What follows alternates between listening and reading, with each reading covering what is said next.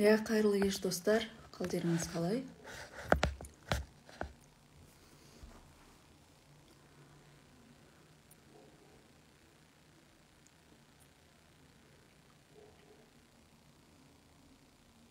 Қалайсыздар? Мына жақта сұрақтарым қойып үлгеріп жатыр.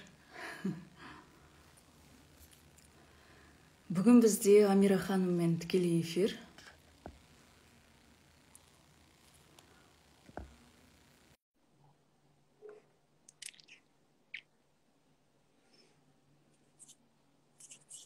Мен де өте қуаныштымын. Ой, қалыңыз қалай? Сәлем. Жақсы. Мен мына жерде комментарийді өшіре тұрайын. Сұрақ 5 минут болды. Түрлі сұрақтарды қойып жатыр Амира ханым. Қалайсыз? Жақсы, рахмет. Өздерің? Бәрі жақсы. Өте тамаша. Сізді көргеніме өте қуаныштымын. Мен де. 5 минуттың ішінде 500-ден аса адам кірді. Енді көп адамның сұрағы бар сияқты. Комментарийді өшірдім. Құрметті оқырмандар, ренжімесіздер. Енді бұл жерде алдымен бір сұхбат болсын, барынша ойымызды айтайық. Одан кейін уақыт қалып жатса сұрақтарыңызды қоярсыздар. Амира ханым, енді менің сұрағым ұзақ болар. Рухтар жайында. Рухтар жайында біраз шулатып алдың. Солай жайы бар. Енді соңғы кезде ең жиі еститін сөзім, айтып жатырмын ғой, адасушысың деп айтып жатқан сөздің шын, сен адасушысың, елді адастырып жатсың деген сияқты комментариялар өте көп келіп жатыр.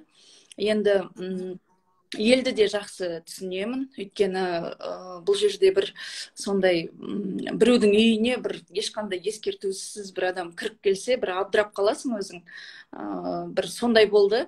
Енді ол менің сөзін шыны керек, өзім кіші жүздің қызымын, мінезім де сондай. Кәсіпте жүрген кезде де ылғи жазатын едім ғой, тәуекелге барғанды жақсы көрем, және тігінен айтқан жақсы көрем деген сияқты. Не оқим, не білем, не түсінем, мен бірден сол тарс еткізіп айтқан жақсы көрем. Енді оны бірі түсінсе, бірі түсінбей жатады. Соңғы кезде енді әлбетте мен түсінбей жатқан адамдар өте көп. Бірі адасушы деп айтады, бірі қуып кеттің деп көп мынандай комментарий айтып жатады. Ал бірі мысалы түсінбей жатса, екінші бірі өзінің бір іздеп жүрген нәрсесі тапқандай бір сондай сезімде болып жатыр. Енді бұл жерде Амира ханым осы жолда сөзін шыны керек бір журналистік қызметте жүрген сияқтымыз. Мына Құдай ең алдымен дайындап, мені бір сондай осы жалпы журналистік жолдың не екенін түсіндіріп өткен сияқты. Өйткені енді өмір жолыма қарасаңыздар жақсы білесіздер. 2-ші курстан бастап мен телеарнада жұмыс істедім, бірақ та өзім де жазып жүрдім. Как будто ол менің қаламағаным сияқты, бірақ бәрібір де телеарнада журналист болып жұмыс істеп, өзімді таппаған сияқтымын деп мен кейін кәсіпке кеттім. Ал қазіргі күні енді сөзін шыны керек, бір өзімді бір шыны керек бір қатты қызығып, осы салада бір сондай ізденіп жүрген кезде бір как будто шынымен бір журналист сияқты ізденіп жүрген жайым бар. Бұл бір қызық іздеп, бір сондай бір приключение іздеп жүрген сияқты емес енді. Сізге қалай айтсам болады? 25-30 жастан кейінгі адамдар мені өте жақсы түсінеді. Адамда бір мынандай жағдай болады. Бір 30 жастан кейін адамда мысалы барлық жағдайға жетіп қояды ғой, материалдық тұрғыдан айтып отырмын. Отбасын құрды, қарны тойып, мысалы көлігін алды, үйін алды. Қандай да бір нәрсе көкірегінде толмай тұрады, бір нәрсе жетпей тұрады, бірдеңе ізденіп тұрады. Осы жолда менде өте қатты бір ізденіс болды. Енді сөздің шыны керек, адам бір қарны ашса, материалдық тұрғыда ода әйтеуір бір ине жұтқан иттер бар ғой, бір сол сияқты әйтеуір тән болса да өмір сүреді екен, күнелтеді екен. Әйтеуір мысалы кредитін алып, біреуден қарыз алып әйтеуір күнелтеді. Ол материалдық тұрғыда аш болатын болса. Ал бірақ та ең қасірет, ең қиыны ол адамның рухани тұрғыда аш болуы екен. Адам рухани тұрғыда аш болған кезде мына дүниеге ешқандай қызығушылығы болмайды. Мына дүние бір, как будто бір ақ пен қара түс сияқты болып кетеді да, сөздің шыны керек. Міне менде бір сондай бір қатты бір сондай ізденіс болды сол кездерде. Енді бұл тұрғыда көп іздендім. Неге жалпы адамның бір жаны, рухы дейді ғой, неге қатты ізденеді? Осы жолда біздің Шәкәрім атамыз бар ғой, енді сол атамызға сүйенем, ылғи да айтам. Келдім қайдан, не істесем пайдам, және өлгеннен соң не болам деген осы үш сұрақтың төңірегінде ізден. Жалпы сол тұрғыда ізденсең, сол тұрғыда сұраққа жауап табатын болсаң, сен өзіңді табасың, және де айналаңды, жалпы әлемді, ғаламды танығың келсе, сен алдымен өзіңді таны дейді. Жан, тән, рух деген тақырыпты жалпы біздің Шәкәрім атамыз өте жақсы зерттеп кеткен. Шәкәрім атамыз, біздің Абай Құнанбаев, сол сияқты Машһүр Жүсіп Көбеев, оның ар жағында үлкен ғұламаларымыз, біздің Шамси атамыз, Руми, Омар Хайям, барлығы негізі шығармаларын қазір ақтарып жүріп оқысам, негізі ол кісілер қатты зерттеген және осы тұрғыда өте көп шығармалар, өзінің жазбаларын тастап кеткен. Енді біздің бұл жерде әртүрлі қиссамыз бар, одан кейін киелі кітаптарымыз бар. Ол тұрғысынан да зерттедім. Адам, мысалы, Құдай әуелде сансыз мәңгілік рухты жаратты дейді ғой. Міне осы жерден келеді, негізгі формула. Бұл біз негізі менің сұрағым, киелі кітапты жалпы дұрыс түсінбей жүрген сияқтымыз. Әу баста, мысалы, бағанағыдай мәңгілік сансыз рухты жараттым деп тұр. Одан кейін топырақтан тән жаратып, міне осы менің жалпы ең сүйікті орынбасарым болады деген мысалы айтылады, қиссаларда. Бұл, яғни адам деп атайды. Адам менің көмекшім, халифам деп атайды. Міне сол кезде үбіліс келіп, бағанағы топырақтың ішіне кіріп, бұл деген бәрін бүлдіруші, бәрін қиратушы, бұны жаратудың қажет жоқ деп айтады ғой. Енді үбіліс деп айтамыз біз қазіргі күні. Бірақ та енді үбілістің өзі Әзәзіл деп аталады. Әзәзіл енді Құдайдың, оның да Құдайдың жаратқан сүйікті періштесі деп айтады. Өте ақылды болған деп айтады. Сол сәтте енді Құдай өзі жоқ, бұл өте ақылды деп бағанағыды рухты топыраққа үр жіберген кезде, ол Құдай сипатты дейді ғой, кемел сондай бір бәрін білетін, біліммен періштеден жоғары тұратын адам жаратылды деп айтады. Енді әлбетте, мысалы, біз бұл сұрақты енді тікелей түсініп жүрміз, бұл қиссаны, бұл тәсілді. Бұл жерде, мысалы, жалпы жер деген планетаның өзін иесі сол бағанағы Әзәзіл деп айтады. Енді жерге бағанағы топырақтан жаратылған адамды түсіріп жіберді дейді. То есть ол бәрін, жерге түскеннен кейін бәрін ұмытып қалды деп айтады. Оның мәңгілік рух екенін әу баста Құдай айтып тұр. Барлығын, то есть получается формулада барлығын айтып кеткен. Енді менің қазір зерттеп жүргенім, Амира ханым, осы рух төңірегіндегі тақырып. Ал рух деп қазіргі қазақтар енді түсінбей жатыр, маған қарсы шығып жатыр. Ал дұрыстап зерттейтін болсақ, рух дегеніміздің өзі ол әруақ феномені. бұрыннан білеміз, яғни біз айтып жүрміз, қазақ әу баста құдаймен ойнасаң да әруақпен ойнама, әруақ қағып жібереді деп айтады. Иә, иә. Одан кейін білесіздер, жауға шапқан кезде де қазақ әруақ деп шапқан. Түрлі батырлар жырында да осы әруақтар туралы көп мысалдар келтіріледі. Қобыланды батыр, Бөгенбай батыр жырларының барлығында осы әруақтар төңірегінде өте мысалдар көп. Одан кейін мынау өзіміздің қазір айтып жүрген ғай берен, қырық шілтен дегендердің барлығы адамдарға көмек беру үшін келген әруақ рухтар, көмекші рухтар. Енді осы тұрғысында менің қазіргі айтқым келіп зерттеп жүрген нәрсем. Бірақ та мен, көрдіңіз ба, бұл жерде қазіргі мынау жаңа ілім, жаңа ғылым бойынша кірдім да, соны адамдар түсінбей қалып жатыр. Өйткені мынау қазақ деген мықты рухты болған дейді. Рухты болған себебі бағанағы қазақтардың кең далада, мынандай шексіз далада өмір сүрген ғой, көшпенді болып. Сол кезде аруақтар мына қазақтардың аспанында мына купола сияқты бүйтіп қоршап тұрған деп айтады. Мысалы, жауға шапқан кезде де, аруақ деп шапқан кезде, жаңағы жауға как будто біздің батырлардың қасында мыңдаған солдаттар тұрған сияқты көрінетін болған. То есть мысын басып тастаған. Өте рухты, өте мысты болған біздің қазақ халқы. Бірақ та енді бәрібір де жер планетасында, жерде ұлттың несіне, бағанағы ұлттық құндылығына қызығатын бәрібір елдер болады.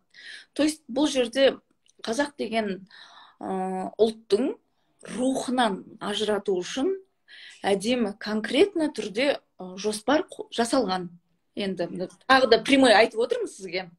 Неше түрлі нәрселерді енді тарихтан білеміз. Ашаршылық болды, талай басқыншылық болды. Біздің батырлар қаншама мықты азаматтарымызды ату жазасына жіберді.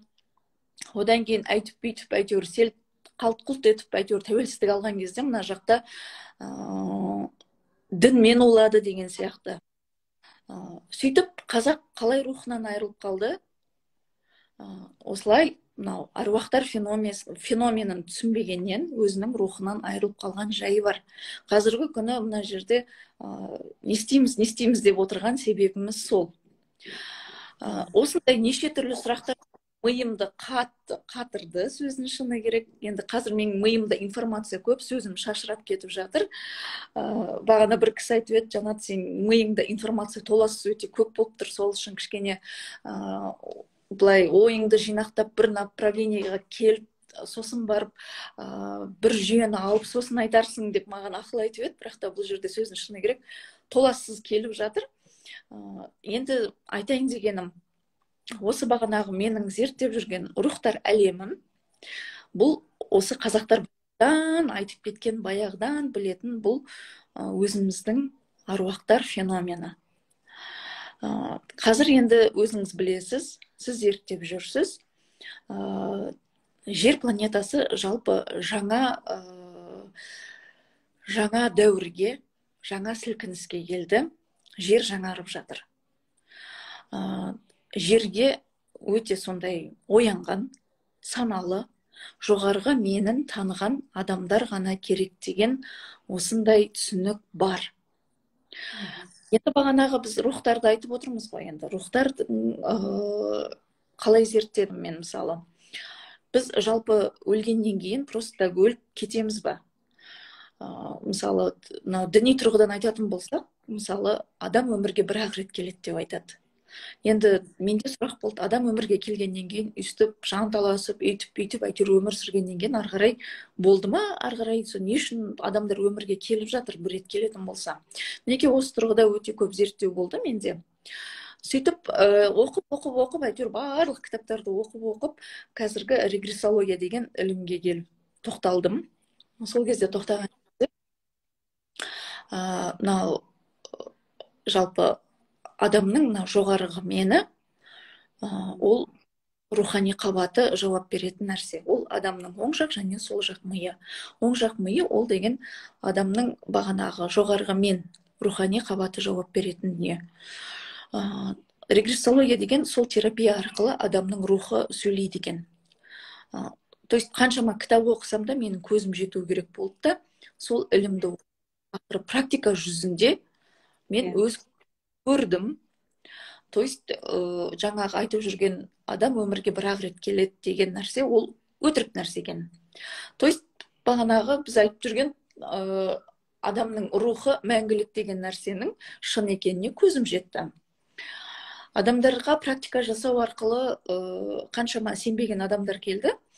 Ол сол терапия кезінде бұрынғы өткен бір емес бірнеше өмірін көрді, рухтар әлеміне барды, және рухтар әлемінде қалай рухтар пайда болады, жерге қалай түседі, және рухтар бір-бірімен қалай келіседі, оның барлығын кітап жүзінде емес, мен өзімнің осы практика жүзінде көрдім де, содан кейін барып мен айтып жаза бастадым. То есть естіген нәрсе емес, всегда адам өзінің шкурасымен сезініп, көрген нәрсесін айту керек дейтінім сол. Сонда рухтардың маған айтқаны, біз топ-топ болып өмір сүреміз. Бүгін сторисімде бағана мысал келтірдім. Біз топ болып өмір сүреміз. Мысалы, бірінші деңгей, екінші деңгей, үшінші деңгей, яғни бірінші класс, екінші класс, үшінші класс деген сияқты.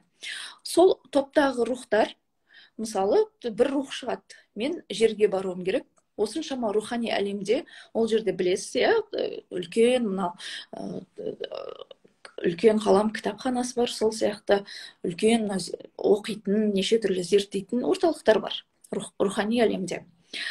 Сонда мысалы бір рух айтады, мен жерге баруым керек, осы оқыған нәрсенің барлығын мен іске асыруым керек. Мен, мәселен, бұл жерге барған кездегі миссиям осындай, кешіру, жақсы көру деген сияқты. Сонда қасындағы рухтар өзара келіседі. Жақсы, сен баратын болса, біз саған көмектесейік. Давай мен сенің анаң болам. Мен сенің бала күніңде жолыңды табуға көмектесем, бірақ соны өскен кезде міндет қылып, әрдайым бетіңе айтып, жеке өміріңе араласып, өмірімнің соңына дейін күн бермей қоям. Ал сен осы күйімде қабылдап, жақсы көріп, кешіруді үйренесің. Сосын тағы бір рух айтады, давай мен сенің әйелің немесе күйеуің болайын. Мен саған күн көрсетпеймін. Давай мен сенің енең болайын. Ал мен сенің бастығың болайын. Осылай рухтар өзара келісіп алады екен. Одан кейін сен осы тұрғыда бізді кешіріп үйренуің керек. Біз саған қиындық әкелеміз деп айтады. Мінекей осылай келіседі екен. Бірақ та ғаламның, жалпы рухтар әлемінің заңы бойынша адам жерге келетін кезде оның памяты өшіріледі. Память өшірілгеннен кейін өмірін ақпарақтан бастайды. Енді жерге түскеннен кейін білесіздер, жер планетасы бағана өзіміз қиссада айтып кеттік. Әзәзілдің планетасы бұл жерде өте рахатпен жұмақ деп те айтамыз, тозақ деп те айтамыз бір жер планетасын. Жерге түскеннен кейін неше түрлі нәрселер бар. Рахатқа батамыз, нәпсіміз қозады, рухтар әлемінде жоқ нәрсе. Одан кейін бағанағыдай біз өмірге келмей тұрып қалыптасып қойған догмалар бар, қағидалар бар. Бәрін ұмытып кетеді бағанағы рухтар. Бәрін ұмытады да басталады.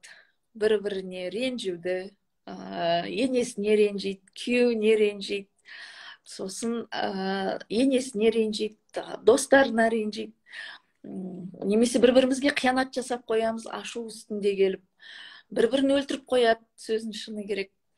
Бұл жерде енді карма заңдылығы пайда болады дейді. Енді мен сізден сұрайын деп отқаным осы карма заңдылығы жөнінде толығырақ айтып өтсеңіз. Өйткені карманың да неше түрі бар.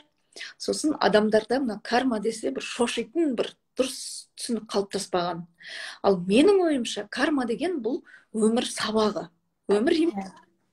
Рухтың кемелдену үшін өте керек нәрсе. Өйткені қараңыз, егер де барлығы аппақ болатын болса, қара фон болмаса, ақ нәрсе көрінбейтін еді. Енді бұл менің түсінігім дұрыс па, бұрыс па? Енді карма заңдылығын енді әр адам оқып жүрген өзінің бір несі бар, направление зерттеуі бар. Сіз карма заңдылығын өте жақсы зерттеп жүрсіз. Осы тұрғыда мен тікелей эфирде сізден соны сұрайын деп едім және тыңдайын деп едім. Рахмет. Өте ауқымды тақырып. Рухтар әлемінен. Рухтар әлемінен бастап келіп, айналып келіп, сол кармаға тірелді. Бұл өзі өте тығыз бір-біріне. Карманы оқысаң рухқа келесің, рухты оқысаң кармаға келесің. Өте тығыз. Мен бұны неше жылдан бері өте ұзақ уақыт болды бұны зерттеп жүргеніме, әбден көзім жетіп, прямо дәлелімен бар. Бұл жерде қанша мың жерден мынандай ғой, мысалға, астрология, астрономияға сенбейміз дейді ғой, мысалы, дін жағынан қарағанда, там нумерологияға, басқаға. Бірақ факты тұр ғой, факты тұр да, ай тұр ғой, жұлдыз тұр. Юпитер, Марс деп айтып отырсын, мысалға, сен гороскопта қандайсың деп айтып отырсын, бәрібір туған күніңді тойлап отырсын, мың жерден әулие, тақуа, сопыз, сәләфи, кім болсаң ол бол, факты ғой, факты да, ай толып тұр, ай туып жатыр, күн шығып жатыр, бізден, сенен, менен, бұл жаңағы тақуадан, әулиеден, мұсылманнан, христианнан, римский пападан ешкімнен сұрап атқан жоқ, ай шығайын ба, кірейін ба деп. Өзі біліп, табиғат өзінікін, ғалам өзінікін жасап жатыр. Енді біз соны мынандай ғой, мынаны бүйтіп жауып алып, жоқ деп бұны жауып алып, жоқ, ай да жоқ, күн де жоқ, басқа да жоқ. Тек қана әркім өзінің бір сенімі бар, соны ғана ұстанып алған, біреуі жаңағы христиан, біреуі мұсылман, біреуі тағы бір, әркім өзінікін ұстап алған, тек қана сол әрқайсысы өзінше жәннатқа барамыз деп іздейді, жаңағы нирванаға барамыз дейді. Әйтеуір барлығы өзінің негізгі ниеті жақсы, барлық адамның. Мен әрдайым айтамын ғой, тіптен адам өлтіріп жатқан адамның өзінің ниеті жақсы, негізінде іштен ше. Ол өзінше қорғап тұрмын деп ойлайды, тағы бірде мен дұрыс жасап жатырмын деп ойлайды. Барлығында өздерінің ниеттері, әркімнің өзіне жақсы. Сол мәселе соны жақсы мен дұрыс пен бұрысты айыра алмауда ғой. Жаңағы не бойынша қысқаша айтып кетейін, топырақтан жаралған деген адам ата Хауаны жерге тастады. История бар ғой енді, бұл қисса, бұл жаңағы шариғатта жалпы айтылатын, постоянно біздің историямыз, адамның историясы, тарихы, адамның жаратылысының тарихы деп солай айтылады. Ал енді мынау жаңағы мен зерттеп жүрген не бойынша, өзің білесің, мен саған бұл жайында қысқаша айттым ғой деймін даже. Измерение деген бар ғой, бірінші измерениеде ең бірінші қазірдің өзінде параллельный өмір бар ғой бізде. Параллельный өмір, параллельный бізден басқа да ғаламдар бар. Сол ғаламда, бірінші ғаламда топырақтан жаратылатын энергия. Ол жұмыртқа тәріздес дейді. Екі ғана адам емес, о жерде екі ғана топырақ, екі ғана жұмыртқа тәріздес емес, миллиондаған. Сондай бірінші измерениеде сондай бір топырақтан, олар өте көп энергияны впитывают өздеріне, яғни тартады. Ол жерде әлі жаратылыс жүріп жатыр. Бағана адамның жаратылысы бар ғой, сол жүріп жатыр дейді әлі. Ол постоянно жүріп жатады. Жаңағы өзің айтқандай, жаңағы шәкәрім атамыз айтқандай, бүкіл әулие ғұламалар бәрі айтқандай, сансыз, шексіз өмір ғой бұл ғалам, айналып жатырған. Енді сол сансыз, шексіз рухтар бар емес па? Сол рухтар келіп жатыр ғой. Енді оның барлығы тек қана туылу арқылы ғана келіп емес, ол бірінші жаңа жаратылыс. Енді мысалға қараңыз, адам атаның кезінде бірінші жаратылыс деп айтады, одан кейін Нұх алейхиссаламнан кейін оны екінші жаратылыс деп айтады. Адамның екінші жаратылысы.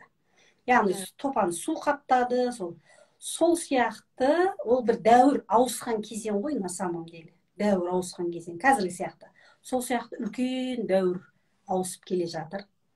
Нақты ол 24-тен кейін кіреді, қазір соның дүбірі.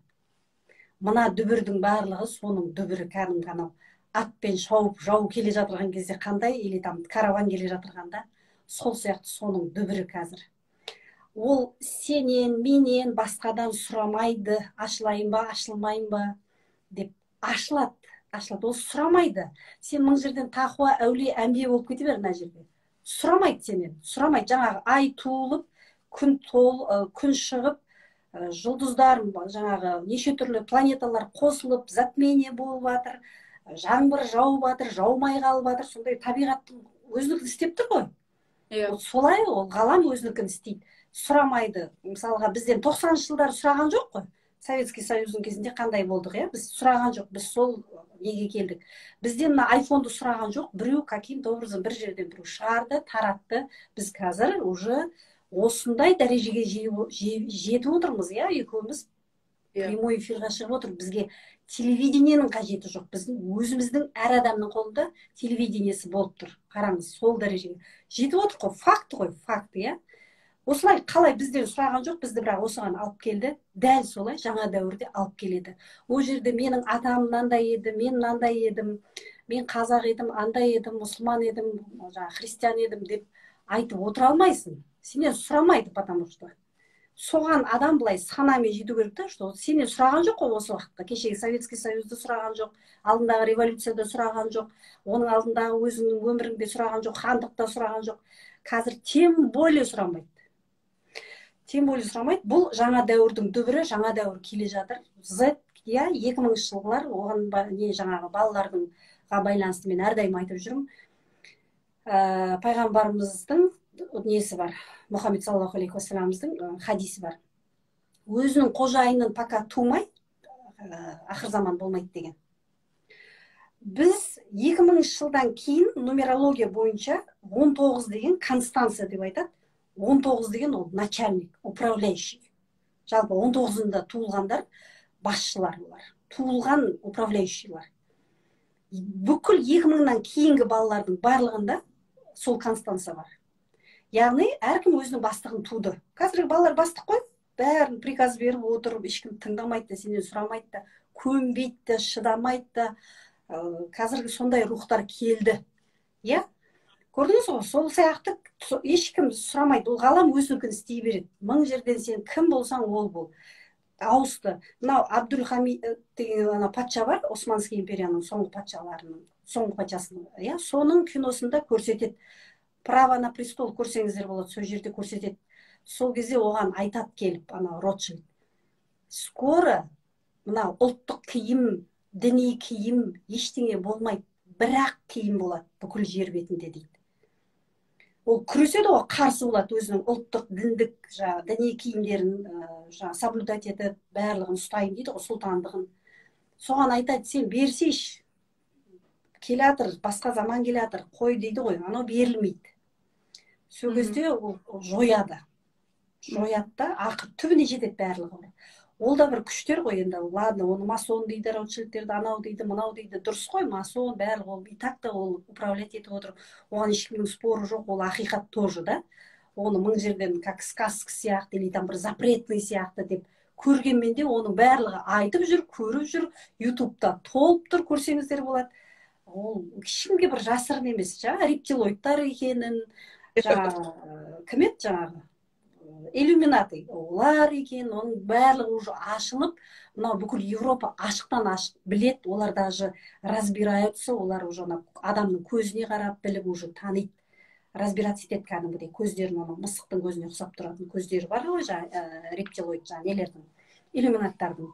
Сосын өздерінің бір белгілері бар, сондай белгілерді біледі, уже адамдардың барлығы біледі, ол біздікілер ғой, жаңағыдай ғой, жоқ, как будто бізге не касается, біз анау жердің бөлек, жерден бөлек басқа бір планета құрба өзімізбен өзіміз қоршап тұрып отқан сияқтымыз да. Жоқ, мысалға Северная Кореядағылар, они же не представляет біздегі не болып жатырған, басқа жерде жабық, сол сияқты. Түркменстандағылар тоже да, олар да жабық, сол сияқты. Біз өзімізше жабылып алып, не хотим да. Но бізден сұрамайды, ол бәрібір келеді. Мынандай ғой, егер жақсылықпен келмесем, жамандықпен келтіреді. Бұл закон кармы, бұл өмір заңдылығы, бұл ғалам заңдылығы. Егер жақсылықпен өзіңнің миссияңды істеп, өзіңнің ғалам заңдылығына қабылдап, бұл даму процесс, постоянный даму. Мен жаңағы атам осындай ет, әжем мынандай ет деп қазір бәрін жаңағыдай камзолмен мың жерден, мысалға сен өзің дәстүрлі киімдерді шығарасың. Шығарғанмен де ешкім киіп жүрген жоқ қой көшеде. неудобно, потому что да, қазір бәрі кроссовкамен, джинсымен шапқылайды. Өйткені шапқылайтын заман қазір, қала, мегаполис. Сол сияқты жаңағы дәуір өзгерді ма, ол сұрамайды ешкімнен, солай өзгереді. Өзгерген кезде қабылдайсың. Қабылдамасаң, жаңағыдай қиналып барып қабылдайды. Мысалға, ауылдық жерлерде қаланың несін қабылдамай біраз уақыт отырды. Байқайсыз, білесіздер ғой.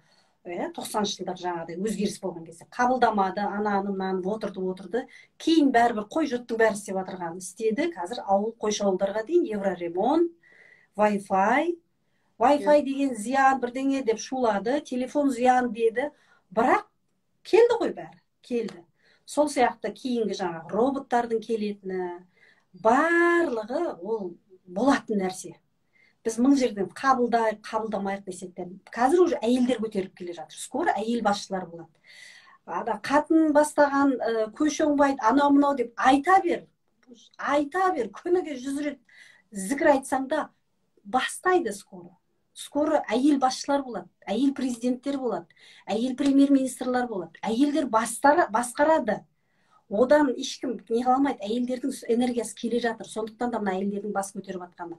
Сондықтан да сол энергияны сезгеннен кейін қырып өлтіріп тастап жатырған себебі де сол. Өйткені они энергетически жеңіліп құрып бара жатырған, өзінің құны жоқ қасиетін кетіп бара жатырған білген энергетика ер адамдардың таласып күресіп жатыр да, қазір уже өлтіріп тастап жатырған, до того уже соған кетіп жатырған, сол максимально езгілеп жатырған себебі сол сондай борьбада да. Негізінде бұл Европа баяғыда өтіп кетті, 100 жыл болды, 70 жыл өтті, бірақ біздікілер әлі келе жатырмыз, әлі езгіленіп жатырған елдер көп. Енді бұл жердегі мәселе, әдемі біз кірмесек, культурно қабылдап кірмесек, зорлық-зомбылық арқылы кіріледі. Мәселе сода. Зорлық-зомбылық арқылы кірген кезде бұл ешкімге жақсы емес, бұл ұлт жоғалып кетеді. Ұлт анандай Ауғанстан сияқты, Пакистан әбден езгіленіп жатырған, өз-өзін жойып жатырған елдер сияқты болып кетуі мүмкін. Мысалы, қазіргіде бізде сондай не жүріп жатыр. Бұл өйткені ғалам заңдылығына, өмір заңдылығын қабылдамай, карма заңдылығын бұзып, адамдардың бір-бірінің кармасына кіріп жатырған. Бұл бізде мысалға әр елдің өзінің кармасы бар. Мысалға, жаңағы Ауғанстанның өзінің кармасы бар, сол сияқты мемлекеттік карма. Қазақстанның өзінің кармасы бар. Бізде бөлекпіз. Біз тойшылмыз, біз дәстүршілміз, біз басқашамыз. Последнее время бізге дінмен, қатал дінмен кіріп, қатты агрессия болып жатырғандықтан бізде екі жаққа бөлініп кетіп жатыр. Бір үйдің адамдары екіге бөлініп кетіп жатыр. Бұл қасірет, негізінде бұл қасірет, өйткені біз әбден свободолюбивый. Жаңа қазақпыз ғой. Дала заңы бар, бізде ешкімге бағынбайтын, бізде дала заңымыз бар. Біз мына мысалға түріктер сияқты отыр десе отырып, тұр десе тұрмаймыз ғой, кешегі карантинде көрдік та. Қандай болып той жасадық, Құдай сақтасын. Бұналарға деген маскамен жүр десе маскамен жүреді, тұр десең тұрады. Ердоған шығып бір рет айтса, бәрі тыңдайды. Ауылда как будто Ердоған қасында келіп қарап тұрған сияқты. Таң қаласың да. Біз деген сұмдықпыз ғой, біз деген бағынбаймыз ғой ештеңеге. Естімейміз, мен ашық айтып жүрдім. Біз сондай шамалы тәртіпсіздеу халықпыз, енді сондаймыз деп мысалға айтып жүрдім да мына жақта. Сол сияқты бізде сондай бір өзіміздің бір ерекшелік, бір халқымызда бір ерекшелік бар. Әр халықтың ерекшелігі бар. Бұл жерде мынаны да ескеруіміз керек. Біз ерекшеміз дегенде біз кереметпіз деген сөз емес. Неңнің кереметі? Балдардың көзінше әйелін өлтіріп тастап жатырған ел, мысалға. Ненің кереметі былайша? Ол кереметпіз деп айтамыз. Біздің жерімізді бағанағы сенің айтқаныңдай, әрдайым да мен де айтып жүремін. Бұл мүмкін емес қой. Мына қазіргі қазақтарға қарасаң, неужели былайша айтқанда мына бір Қытай айтқан екен, сендер не заслуживаете мына жерді деп. Ешқандай қасиетін, не қадірін білмейсіңдер деп ше. Сонда біздің рухтардың, ата-бабаларымыздың арқасында тұрған осындай жер ғой. Кішкентай, азғантай қазақ дәу далалы жерде тұрып жатырмыз, жайылып, сыймай жатырмыз, жер жоқ, қаңғып квартирада жүр, сонда да сыймай жатырмыз. До того шірген, до того качество кетіп қалған қазіргі қазақтардың. Негізінде сол жерді тастап, біз мынандаймыз ғой, әке-шешелері бай болған, әке шешесі ерте қайтыс болып кеткен, байлықтың бәрін тастап кеткен, балдары жетім балдар не істерлерін білмей сандалып, әркімнің жаңағы тістегеннің аузында кеткен бір байлықтары сөйтіп кетіп, өз-өзімен нанға таласып сөйтіп жүрген бір балалар сияқты. Маған солай елестейді да біздің елдің ситуациясы. Бүйтіп қарап отырсаң, сондай да бір жетім балдар. Ол пока жетім балдар өсіп, оқып, бір саналысы біреу оянып, пока бір сана оянып, бір дұрыстанып, бір ымыраға келмей оянып ше. Бұл елдің несі қиындау. Өйткені жаңағыдай да біреу келіп бір сектасын қосты, екіншісі келіп үшіншісі, төртіншісі, бесіншісі неше түрлі секталар кіріп, қазір анау бір семьяда біреу Егова, біреу Сәләф, біреу зікірші, біреу тағы бірдеңе болып отырған себебі сол өкінішті жағдайда, жаңағыдайда қараусыз қалып кеткен балдар сияқты ше. Тура сондай. Енді бұл жерде біздің іліп алатын бір нәрсеміз бар. Іліп ұстап алып, содан ең болмаса бірдеңе шығарып, ымыраға келетін бір неміз бар, ол біздің дәстүріміз ғой. Дәстүріміздегі дұрыс дәстүріміз. Мынау Зейнеп Ахметованың кітабында әрдайым айтамын, сол жерде күре тамырда жазатын карма заңдылығы да жазылған. Ол жерде дейді, әйел екі қабат болған кезде келін, күйеуі аңға шықпайды, ана киесі ұрып кетпесін деп. Көрдіңіз ба? Бұл закон кармы бұл. Закон кармы деген өзі сол. Негізінде карма деген сөз қазақта жоқ, дінде де жоқ, ешқандай жоқ. Қазақта оны сынақ, емтихан, шариғатта да, қазақта да сынақ дейді. Дін бойынша бір какой-то бір проблема болды. Бұл не болып жатыр десе, сынақ дейді, емтихан дейді. Қазақта да сол емтихан дейді. Бұл өмірге емтиханға келдік. Бұл өмірге біз осы сынақтан өту үшін келдік дейді. Яғни өтеуіміз бар дейді. Яғни өтеп барып кетуіміз керекпіз. Көресіңді көрмей көрді алмайды деген қазақ. Көресіңді көрмей көрді алмайды деген сол да, көресіңді көресің. Яғни көруің керек болғанда. Енді бұл жердегі сол баяғы ата-бабамыздың ұстанған дәстүріміз, сол жердегі дұрыс ұстанған дәстүрімізді ұстана отырып, біз өмір заңдылығын, карма заңдылығын, ғалам заңдылығын бұзбаған ата-бабаларымыздың ұстанғанын ұстансақ, бізде баланс болады да, бізге бір Құдайдың мейірімі төгіліп, біз тек қана өсіп өркендемесек, ештемені жоғалтпаймыз. Қазіргі анау-мынау болып отырған проблемалардың өзі жойылып кетуі ықтимал да, егер біз ымыраға келсек. Ол үшін біз ғалам заңдылығымен, яғни кәдімгі анау Мусаның несі бар ғой, 10 заповедь бар ғой кәдімгі. Өлтірме, ұрлама деген кәдімгі обычный. Негізі соны ғана ұстанса, ол сол закон кармы деген сол Құдайдың заңдылығы, ғаламның заңдылығы, карма заңдылығы, өмір заңдылығы бәрі бір ғой негізінде. Бірақ бізде жаңағыдай шатастырып кетіп жатыр да, дін бөлініп алған, ана дәстүр бөлініп алған, тағы бөлініп алған, бәрі өзінше бөлініп алған. Әрқайсысы өзінше эгрегор, өзінше бір секта. Сондай болып алған да. Енді карма заңдылығы деген, бізде кармаға қатты кіріп жатырған жағдай бар, бізде жағаласу бар Қазақстанда. Жағаласу, өмірлеріне жағаласу. Жаңағы біріншіден мемлекеттік карма, ол өзімен өзі. Мемлекеттік кармамыз особо бір қатты жаман деп те айтуға болмайды, қиын деп те айтуға болмайды. Құдайға шүкір, ата-бабамыздың солардың бір жақсы, дұрыс поступктарының арқасында бізге осындай жер беріліп, байлық беріліп, абырой беріліп, Димаштай ұл беріп, тағы сондай беріп тұрған бір жұлдызы жанып дейді ғой, сондай бір оң көзбен қарап тұрған бір не бар. Бірақ біз сынақтамыз қазір ұрпақтар. Қазір таласта. Дәл қазір шешуші моментте таласта болып жатыр біздің еліміз. Осы жерде карма заңдылығы, жаңағы өмір заңдылығы, ғалам заңдылығын қабылдап ұстасақ, қабылдау дегенге қазір бұл біреулер дұрыс түсінбеуі мүмкін, сонда біз не жаңағы карма нені ұстанып кетуіміз керекпіз. Жоқ, просто кәдімгі өзіміздің ата-бабамыз ұстанған дәстүріміз дегенде қамажай көйлек киіп алып жүру емес, тойға барып, ол емес, ол дәстүр емес. Шынайы, жаңағыдай ақысын жемеу. Баяғыда біреу мысалға біреудің бірдеңесін өлтіріп алса, ақы төлеген, құн төлеген, кешірім сұрап құн төлеген. Бар ғой ол бізде, құн төлеген кәдімгідей. құнын төлейді. Қазіргідей барып сотқа барып келісіп шешіп алып қашып кету деген жоқ. Ашықтан ашық кәдімгідей құн төлейді. Мысалға біреуді біреу өлтіріп алды. Пәленбай жылқы, пәленбай ат, бірдеңе бәрін беріп кешірім сұрайды. Тағы бір условиялары бар. Қыз береді, алысады осымен. Неге қыз беріп алысып сөйткен себебі мынаны біз шешек құда болғаннан кейін сыйласып құрметтейді ғой. Осы ортамыздағы проблема шешілсін, сыйласайық деп солай шешкен. Міне карма заңдылығы. Міне ғалам заңдылығы. Мира ханым сол жерде Ал сонда үзіле ма? Мысалы, құн төлегеннен кейін бір-бірімен мына бір келісімге келгеннен кейін ары қарай уже карма шиыршығы иә, кармический узел деген міне екі адам таласып қырылысты, ұрысты, иә, төбелесті, өлтірді, тағы бірдеңе болды. Не обязательно өлтіру, жаңағы ұрысып қалды, бірдеңе болды. Міне кармический узел байланды. Енді бұны шешу кешірім, мейірім, махаббат болды. Басқа шешімі жоқ.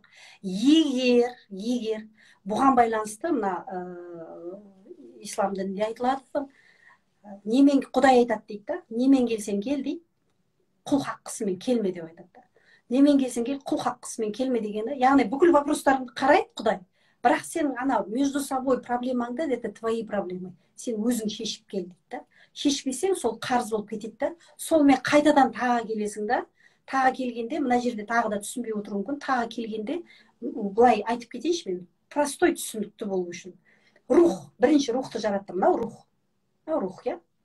Сол рухтың ішінде ойлаңыз, мысалға, примерно, енді былайынша айтып отыр, 100 жан бар. Көп, осылай, мынау шар, рух, представьте, рух, соның ішінде көп жан бар. Енді мына тән мысалға, иә, тән бір-ақ рет келеді. Осыны айтады негізінде, діндегілердің барлығы осыны айтады. Бұл мысалға мен қазір осылай Мира болып, мен бір-ақ рет келіп отырмын. Бір-ақ рет Мырзабайдың қызы болып, кіші жүз әлім Қазалыда туылған, осылай деп, осылай мен бір-ақ рет келем болды. Енді ол бір жан, осының ішінде бір келді, кетті. Екінші тағы біреу бар, осының ішінен бірақ келеді, ол тағы біреу. Пәленше, осындай қалада, осындай туылды. Ол да қайтады, бірақ осының ішінде бұл база осы рухтың. Мен ана қарапайым халыққа әдейі простой түсінікпен айтып жатырмын да, чтобы түсіне алмай атады ғой, бұл қалай деп. Мінекей, рух осылай. Былайынша айтқанда, бір адам, міне бір рет келді осылай, осы денемен бітті, все, бұл қайталанып келмейді. Бірақ жаңағы общий, главный бірінші рух бар. Осыдағы бір жан болып, екінші тәнге келеді. Бірақ мынауда основа тұр. Енді бұл рух дегеніміз высший я. Қазақтың сөзі бар. Әркімнің өз құдайы өзіне деген. Өз құдайы өзіне дегенде нені меңзеп тұр білесіз ба? Мынау жоғарғы я деген, жаңағы жоғарғы мен бар ғой, жаңағы высший я деген. Сол негізгі управляющий. Осы жаққа келген жанды негізгі управлять ететін. Бұл жан, тән, рух үшеу бір-бірімен байланысты. Бірақ мына тәнге түскен кезде тән не ғой? Дәм сезеді, тәттіні сезеді, сезімді сезеді да. Сол кезде алданып қалады. Сол кезде мына рух шырылдайды мынаны қорғау үшін. Бірақ мынау жан, мына тәнде, жан тәнде болғанда тән как түрме сияқты ғой. Енді ана тән, анау қызық, мынау нәпсі дейді ғой, ананы қызықтан кете алмай жатыр да, тәтті, көп тамақ жейді, көп жүреді, жаңағыдай көп қатын алады, көп байға тиеді, тағы да көп, сондай көп нәрселерді істеп қояды да, мысалға. Тоймайды, мысалға, мынау айтып шырылдап тұрады, зиян ана тамақ, көп жеме деп. Бірақ мынау естімейді несі, жаңағы қызығып кетеді да, беріліп кетеді да, сөйтіп өзі бір неге кіреді сосын проблемаға. Сөйтіп қиналады. Сол кезде мынау неге үзіледі енді? Неге үзіледі ол мынау болса? Неге үзіледі? Жан болса, мына жерде неге үзіледі дейсіз ғой? Бұған әсер ететін жаңағы тәнге әсер ететін қоғам, семья, әке-шеше, тәрбие, ортасы, жаңағы дінің бар, дәстүрің бар, қоғамның орта бар, қай жерде, қай қалада, қай ауданда, мысалға шымкенттіктер бөлек, север бөлек қой бізде, әркімнің өзінің. Мінекей солай ортаға түскен кезде сондай неге түсіп қалады да бұл дене. Сөйтіп жүреді, бір кезде біреу айтады, мынандай дінге сен дейді, біреу айтады анаған сен дейді, мынаған қай сенерлерін білмей, ана ішкі үнді естімейді. Негізгі ішкі үнді дінде айтады, сыбырласа ол ана шайтандар келіп сыбырлап тұр дейді. На самом деле адамның ішіндегі сыбырлайтыны, ішіндегі сөйлейтіні, ішіндегі сезім бір сөйлеп тұратыны, ол сол рухың, өзіңнің рухың. Әркімнің өзінің өзі құдай, өзінің құдай деген сол өзінің құдай. Өйткені құдайдан жаратылған рух, ол сені құдайға алып баратын, сені құдаймен жалғап тұрған сол рухың. Қазір рухың болмасаң сайрап отыра алмаймыз мына жерде. Рух жанға, рух бізге беріп тұрған, рухымыздың арқамызда біз осылай жүрміз, сайрап жүрміз, ал енді аралары үзіліп қалған себебі, яғни естімей қалғаны жаңағы догмаларға өзің әрдайым айтып жүрген жаңағы біздің елдегі неше түрлі қоғамдағы. Сонымен уже жаңағы өзінің рухын өзі тыңдауға қорқады да, өзің оны тыңдауға қорқады, өйткені оған айтып жатыр ғой, шайтан айтып жатыр, тыңдама деп. Содан кейін ол алады да, оны тыңдамай правиламен жүргісі келеді, жаңағы әркім айтып кеткен. Анау айтады, сен былай сөйт дейді, соны істейді, соны істесе что-то дұрыс емес. Сосын бұл қалай болды дейді, сөйтіп басы қатып іздейді, сосын барады, құмалақ ішқа барады, емшіге барады, молдаға барады, анаған барады, мынаған барады. Сөйтіп 40-қа келіп шаршайды өзі. Шаршап, ауырып, сонымен емделіп, сонымен астролог, нумеролог ақырында. Амал жоқ, барады, жасырады, қоғам оны сөгіп жатыр. Оны жасырады, айтпаңдар ойбай деп. Имамға, молдаға барады, ол айтады, жын дейді. Әйтеуір сөйтіп жүрген адамдар ғой біздің. Факты ғой бұл. Қазір көбісі мына сыртқа жоқ, мен ондай емеспін, мен вообще мен ешкімге бармай, анау дейді. Сол дым бармай, мен сенбеймін, білмеймін дегенді бүйтіп жай былай жақындап сөйлесіп көрсең, біраз жерге барған ғой. Біраз жерді аралап келген да. Бұл факты. Бірақ бізде сол фактыны соны жоққа шығарады да, өз-өзін алдап өмір сүреді. Мысалға, именно мысалы өзім, мен дінтанушы теологпын ғой, мен діннің кәдімгі қайнаған ортасында жүрген адам, мен білем ғой. Кәдімгі барлығы молдаға барады. Молда іздейді, емші іздейді, дем салатын адам іздейді. Между прочим, олардың клиенттері көп, оларда очередь. Мысалға, жын шығарады, өйтеді, бүйтеді. Сондай мен көп увлекаться етіп кетеді да, сондай көп өте кәдімгідей. Сонда бәрі сол ғой, жаңағыдай бірдеме іздеп жүр ғой, проблеманың шешімін іздеп жүр. Ал біз мынандаймыз да, біз жаңағы рухымызды естімей жатырмыз. Рухымыз өзімен өзі қалып кеткен, біз өзімізбен өзіміз бірдеңені іздеп жүрміз. Сөйтіп жаңағыдай адамдардан, біреулерден іздеп жүрміз да, негізінде біз рухымызбен байланысқан кезде бізде баланс орнайды. Бізге ол жол көрсетеді. Былай жүр, миссиямен. Сол жолмен жүрген кезде өмірің өзі жаңағыдай ғой, жеңілдеп, уже оңай болып кетіп жатады. Оңай жүресің, оңай. Кәдімгідей пульт управления жоғалтып алған сияқты болады жаңағыдай кезде ше. Ана жерде уже сен пульт тауып алдың. Енді теперь білесің да, алдыңда жаңа навигаторың нең бар, енді білесің қайда жүруің. Сол да, мысалы, кармический нумерология деген бар. Мен карманы зерттеп жүріп, кармический нумерологиядан таптым ғой. Сонда кармический узел деп тұрады. Туылған кезде уже біздің программамызда тұрады. Так, сенде мынандай мынандай задача, сенің миссияң мынандай. Бірақ сені мынаумен сынайды дейді. Екінші жағы бар да. Өйткені бұл сен өткен өміріңде сен қателік жасағансың дейді. Яғни өткен сенің ата-бабаң деп мен айтамын всегда. Сенің өткен ата-бабаң осындай қателік жасаған. Сен сол ата-бабаң жасаған қателікті сен жасама деп ескертеді кәдімгідей кармический нумерологияда. Сол жерде ескертеді, сен оны жасама дейді. Ал сен мынаны жаса, саған мынандай миссия берілген дейді. Енді әулеттің кармасы болады, родовая карма деген болады. Ол жерде айтады, әркім әулетке біреу атасы мен әжесі үшін келеді, біреуі мамасын құтқару үшін келеді. Мамасы қиналып, осы кәдімгідей өлім аузында тұрған кезінде мамасын келіп құтқарып алады, папасын келіп құтқарып алады. Біреулер мирас алуға келеді, бір балалар. Біреулер семьяның ажырасып кетейін деп тұрған кезде бір бала келеді, жаңағы семьяны не қылады, құтқарып қалады, яғни ажырасудан. плюста болса, минусқа кетсе ол балада, онда ол ажырасып кетеді жаңағы семья мысалы. Сол сияқты сырлар өте көп. Бұның барлығы жазылған. Сосын кармический узел деген бар. Кармический узел деген ол жаңағыдай есептейді. Сен семьяңда папаңмен кармический узелдасың мысалға. Шиыршықтасың, екеуіңнің бір кармический бір байланысың бар, келдің. Енді сен өтеуің керексің. Ол қалай өтейсің? Мейірім, махаббат, кешірім. Ренжу жоғынан. Әкеңе ренжуге болмайды дейді. Мысалға, или айтады, бауырларыңмен дейді. Или біреуге айтады, біреулерде мынандай болады. Сенің бір проблемный бауырың бар, ауру ма, или бір сондай бір нуждающий, бір андай моральный мынандай слабый ма сондай.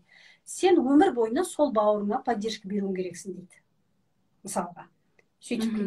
Сөйтіп сондай әркімнің өзінің задача бар. Енді соны біліп алсаң, өмірің көп жеңілдейді. Ай, мына мысалға сен ана бауырыңмен қырсығып ұрсып тұрсың. Білесің де кармический узел екеуіңде. Өзіңді тоқтатасың. Все. Сен тоқтатқан кезде ол да тоқтайды. Сөйтіп екеуің тоқтатасың. Екеуі тоқтайды да, сонымен болды. Кармический карма шиыршығы деген үзіледі, шешіледі. Уже гармония. Уже сен экзаменнен өттің бұл өмірдегі. Неге осылай өтеді? Енді менің оқырмандарым түсінбей жатқандар бар, карманың не екенін түсінбей жатыр. Сіз айтып жатырсыз, мысалы, бір бала бағанағы отбасы үшін келеді, мысалы, бағанағы ата-анасын татуластыру үшін келеді, бауырлар ұрысып жүрсе, олар бір-бірімен татуласу үшін келеді дейді. Мысалы, соны түсінбей жатыр да, олар неғып ұрысады, олар неғып татуласуы керек деген сұрақ туып тұр да бұл жерде. Бұл жердегі мәселе енді менің айтып жүрген нәрсем. Бұл жердегі мәселе сенің айтып жүрген нәрсең. Бұл рухтар әлемінен уже келісіліп келген ата-ананы негізінде бала таңдайды деген ол рас. Негізінде біздің миымызға құйып келді ғой, ата-ананы бала таңдамайды деп келді. Негізінде семьяны өзі таңдап келеді. Бәрі өздері таңдаулы, бұл сценарий ғой, құрылған сценарий. Өзі біреу қиын тағдырды алып алады, біреу жеңіл тағдырлы. Сондықтан да тағдырыңа, маңдайыңа жазылған деген сол жазылды келді. Енді сол экзаменнен өту. Бұл жерде адам рухы келген кезде жады өшіріледі ғой. Бірақ естеріңізде сақтаңыздар, мына қазіргі балалар 5-6 жастарында көп тыңдаңыздар, кішкентай балаларда. Продвинутые души деп айтады оларды, мынандай мықты, отличниктер ме екен, мықтылар ма, олар естерінде сақтайды, олар біледі. Олар білет, қалай таңдағанына дейін бәрін айтып береді. Тыңдасаңыздар, сөйлесіп әңгімеге. Біз баламен сөйлеспейміз ғой, бізде балалармен сөйлесу деген ондай жоқ. Өзі жалпы біздің менталитетте. Негізінде баламен әңгімелесіп, балалар тыңдап, балалармен сөйлессеңіз, балалар көп нәрсе айтып береді. Кәдімгідей. Менің мысалы үлкен қызым ашық айтып берген. Бәрін по полочкам қалай таңдағанына дейін бәрін айтып берген. Мысалы сол сияқты айтады. Бұл негізі тыңдау керек, сөйлесу керек. Тыңдап отырса, сондай айтып отырса, мысалға, не айтып отыр, мына сандырақтап деп сөйтпеу керек. Мысалға, бір қыз бар осы, екеуміз араласамыз ол қызбен, сосын айтам. Сол қыздың баласы тоже айтқан. Таласқанда, мамасына таласқан, сөйтіп, таласқан кезде оны ағасы бірінші келген, одан кейін бар қарындасы таласқан. Яғни екінші қызы таласқан екен, бірінші келгісі келген. Сонда анау бірінші келгенде, екіншісінде мен бәрібір мен осы маманы таңдап келдім ғой деп айтқанда, сосын мынаулар не сандырақтап отыр, фантазияларын жүдә әбден ана неше түрін көріп деп оны не қылмаған екен, тыңдамаған екен. Маған анау кармология сабағына 2019 жылы келген кезде ол қыз тыңдап мәссаған деп таңғалып, мен осылай балаларым осындай деп айтып жүреді, рас екен ғой деп жаңағыдай сандырақтап жүр деп ойлаған ғой. Көрдіңіз бе, балаларды тыңдау керек. Балалардың кейбір сондай продвинутый души, олар андай естерінде қалып кетеді. Бірақ 7 жасқа дейін, 7-тен кейін уже отключка. Бірінші не ғой? Бірінші жас адамда 7 жас. 7. Жалпы кармический отношения деген бар, кармический брак деген бар. Семьялар қосылады да, әйел мен күйеу. Олардың бірінші өтеу жылы 7 жыл. 7 жыл, көбінесе 8 жыл ажырасып кетіп жататын сол. Одан кейін 9 жыл, одан кейін 12 жыл, 12 жылдан кейін қалса тағы да 20 жыл. Байқайсыздар ма, семьялар бар, 20 жылдан кейін ажырасып кетіп жатыр. 20 жыл бойы әдемі болып өмір сүріп кетті, вроде бы. И 20 жыл бойы шыдап келді, 20 жылдан кейін шыдамай қалады да. 20 жыл бойы шыдадым ғой, ары қарай че там уже все десең, жоқ, уже шыдай алмай тұрады, потому что ана өзің бітті да, аяқталып тұр. Енді бұл жерде мынандай бағана сұрақ қойды, осы бастаймыз деген кезде біреу былай сұрақ қойды. Сонда таяқ жеп, кармический брак деп, таяқ жеп сөйтіп жүре беру керек ба деп айтты. Жоқ, әр адам ең бірінші бұл өмірге миссиясын орындауға келді. Біз бақытты болып, өзіміз бақытты болып, жан-жағымызға бақыт беруге келген адамбыз. Барлық адам. Ең бірінші. Егер сізге сондай өміріңізге зиян, өзіңізге зиян келтіретін болса, оны менің кармам екен, немесе тағы басқам екен деп оны шыдап, төзіп, жаңағыдай өліп атудың қажет жоқ. Қажет жоқ. Ол карманы аяқтауға болады, кесуге болады, тоқтатуға болады. Сөйлесу арқылы адам баласы жаңағы ат кісінескенше, адам сөйлескенше, бізде негізі сөйлесу культурасы жоқ қой, сөйлей алмаймыз. Бәрінің щитовидкасы ауырады біздің Қазақстанда, адамдардың көбісі. Сөйлей алмайды, сөйлеуге несі жоқ, тыңдай алмайды, сөйлесе алмайды. Негізінде сөйлесе көп нәрсені шешуге болады. Отбасылармен сөйлескен кезде мен соны байқаймын, сөйлес десем сөйлеспейді, сөйлесе алмайды. Тыңдамайды, ол бәрібір естімейді, ол бәрібір сөйтпейді деп тұрады да, өйткені сөйлесе алмайды екі жақ. Өйткені олардың ата-аналарымен сөйлеспеген ғой, контакты жоқ қой, бізде Советский Союздың ата-аналары, білесіз ғой. Контакты жоқ, бір душевно отырып сөйлескен біреу жарым семья ғой, қалғандардың бәрі әйтеуір, білмеймін, бәрі жұмысқа барып келген сияқты ма, семьялардың бәрі. Жұмыс сияқты еді ғой, семьялар солай өсті ғой Советский Союзда. Әке деген орны бар, бүйтіп кіріп келеді, қабағын бүйтіп.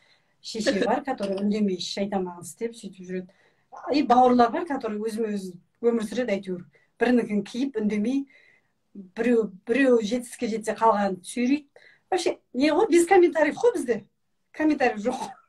Соған әбден үйреніп қалған ғой.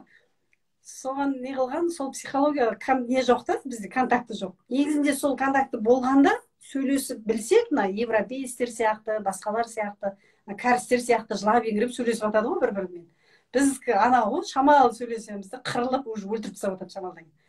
Ары қарай содан да қорқатын шығар енді, ары қарай. Сондай бір баланс жоқ, психика бұзылған ғой негізі. Аштық бар, кешегі соғыс бар, 90 бар, әбден агрессиямен, бұл үлкен саясат, құйтырқы саясатпен әбден соған жеткізген ғой бізді негізінде. Уже сөйлесе алмайтын болып қалғанбыз да. Ал енді өзі ар жақтан аз сөйлейтін халықпыз.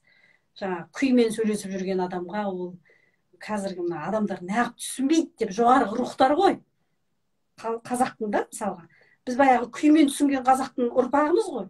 Қазіргілер уже одан кетіп қалды. Ендігілермен бүйтіп сөйлесуіміз керек біз. Сөйлессек қана түсінсеміз, басқашалай түсінбейміз. Енді баяғыны ана рухымызда ғана памятте, ментальный памятте ата-бабаларымыздың ғана сөйлеспей түсінетін память тұр ғой. Неғып түсінбейді дейміз да, бірақ түсінбейді. Сөйтіп түсіне салмай, сонымен кармаға былығып жүрген негізі семья өте көп, почти қазақтың бәрінде. Енді бұл жерде тек қана соны сөйлесу арқылы мәдениетті түрде сол карманы жеңуге болады. Әдемі сөйлесіп, ажырас или әдемі сөйлесіп, мәмілеге кел, ымыраға кел, бәрі шешуге болады негізі. Енді карманың бір өте маңызды бір несін айтып жіберейін, адамдарға пайдасы болсын. Біз жақсылық жасаймыз деп жамандық жасап аламыз. Өзімізге және өзгеге. Бұл карма заңдылығы, өмір заңдылығы, ғалам заңдылығы, Құдайдың заңдылығын бұзу. Қалай? Мысалға, біреу қарыз сұрап келеді да. Қарыз сұрап келеді. Осынша бір миллион, бір нәрсе миллион бер, өстен бүйтем дейді. Негізінде ол өзі қарыз. Ол ғаламға қарыз на самом деле. Ол қарзы бар да оның. Ол алады да қарзын тез жапқысы келеді. Бүйтіп, анау ақшасы бар ау деген туысқандар. Ол өзінің басында да болуы мүмкін, ақшасы барлар аңдайды өзі, ондай адамдар. Сөйтіп келеді. Содан алғысы келіп тұрады да, өйткені ол тез алғысы, өзінің психологиясы оның тез алғысы келіп тұратын адамдар да ол. Сөйтіп барып, анадан қарыз алады. Мысалы, туысқаннан алады, анадан алады. Енді бұл жерде қараңыз, сол қарыз алып жапқаннан кейін мен құтылып кетем деп ойлайды. На самом деле құтыла алмайды. Қазір миллион теңге қарыз ба? мына миллион теңгесі халеулайлым болады ғой. 2 миллион теңге болады да, ана миллион теңге қарызы бар, плюс ана миллион теңге тағы да қосылады. Енді ол ма, ана қарызы жауап берген адам бар ғой. Жауап берген адам, сол жауап бергені үшін біраз уақыттан кейін ол да сол қарызға түсіп қалады. Каким-то образом. Вот осы жерде тонкий нәрсе бар да. Бұл жерде жаңа қарыз берген адам кармаға араласады ғой, ананың кармасына кіреді. Бұл негізінде өзі тез миллион теңгені төлеп жауып тастау керек та. А бірақ мына жақтағы адам жауып тастағаннан кейін мына жоғарыдағы барлық рухтар әлемі, қазір сен жақсы біліп отырсың ғой, мына барлығы есептеулі, ғалам, құдай бәрі. Сен крутойсың ба? Давай онда саған да миллион теңге қарыз. Мына жерде. Сөйтіп, мынау да қарыз, мынау да қарыз. Сөйтіп, екі жақтан енді екеуі де ана қарызды өтейді. Енді екі жағы езіліп, екі қарызды өтеп, ұзақ ана срокты 3 жылда өтеуі керекті 6 жылға ұзатып алмау үшін негізінде әркім өзінің қарызын өзі төлеуі керек. Құдайдың ісіне араласпауымыз керекпіз. Бұған байланысты мынандай қисса бар. Хазіреті кім? Киттің ішіне түсіп кеткен не бар ғой? Пайғамбар. Жүніс пайғамбар. Жүніс пайғамбар 40 күн отработкасынан шығады ғой жаңағы неден, киттің ішінен. Сөйтіп шыққан кезінде үстінде киімдері жоқ, жалбыр, терісі, жалаңаш, бір теңіздің жағасына келіп отырады. Ағаштың түбінде бүйтіп тығылып отырады. Киімі жоқ, несі жоқ. Жаңа шығып отырады өзі киттен. Сөйтіп отырған кезінде бір балалар ойнап жүреді. Ойнап жүрген балалардың бір баланың ішінде көзі соқыр бала болады. Сөйтіп жаңағы қасындағы ойнап жүрген балалар ағашпен шұқылап, таслақтырып, жаңағы көзі соқыр баланы издеваться етіп жүреді. Сол кезде жаңағы Жүніс пайғамбар Құдайға дұға тілейді. Қараңыз, ол қарызын төлеп берген жоқ, киім алып берген жоқ, көзін бірді емдеткен жоқ. Просто қараңыз, тілейді. Я Құдайым, баланың дейді, несіне көзіне нұр бер. Осылай қиналып отыр, көзіне нұр бер деп сөйтеді. Көзі көрсінші деп сөйтіп жалынады. Өзі көтені жалтырап отыр, үсті терілері түсіп, судан шығып. Қарны аш, иә. Бірақ сөйтіп отырып, сөйтіп сұрайды. Сол кезде қысқа уақытта жаңағы баланың көзіне нұр береді де, көзі ашылып, көріп кетеді. Сөйтіп ойнап кетеді.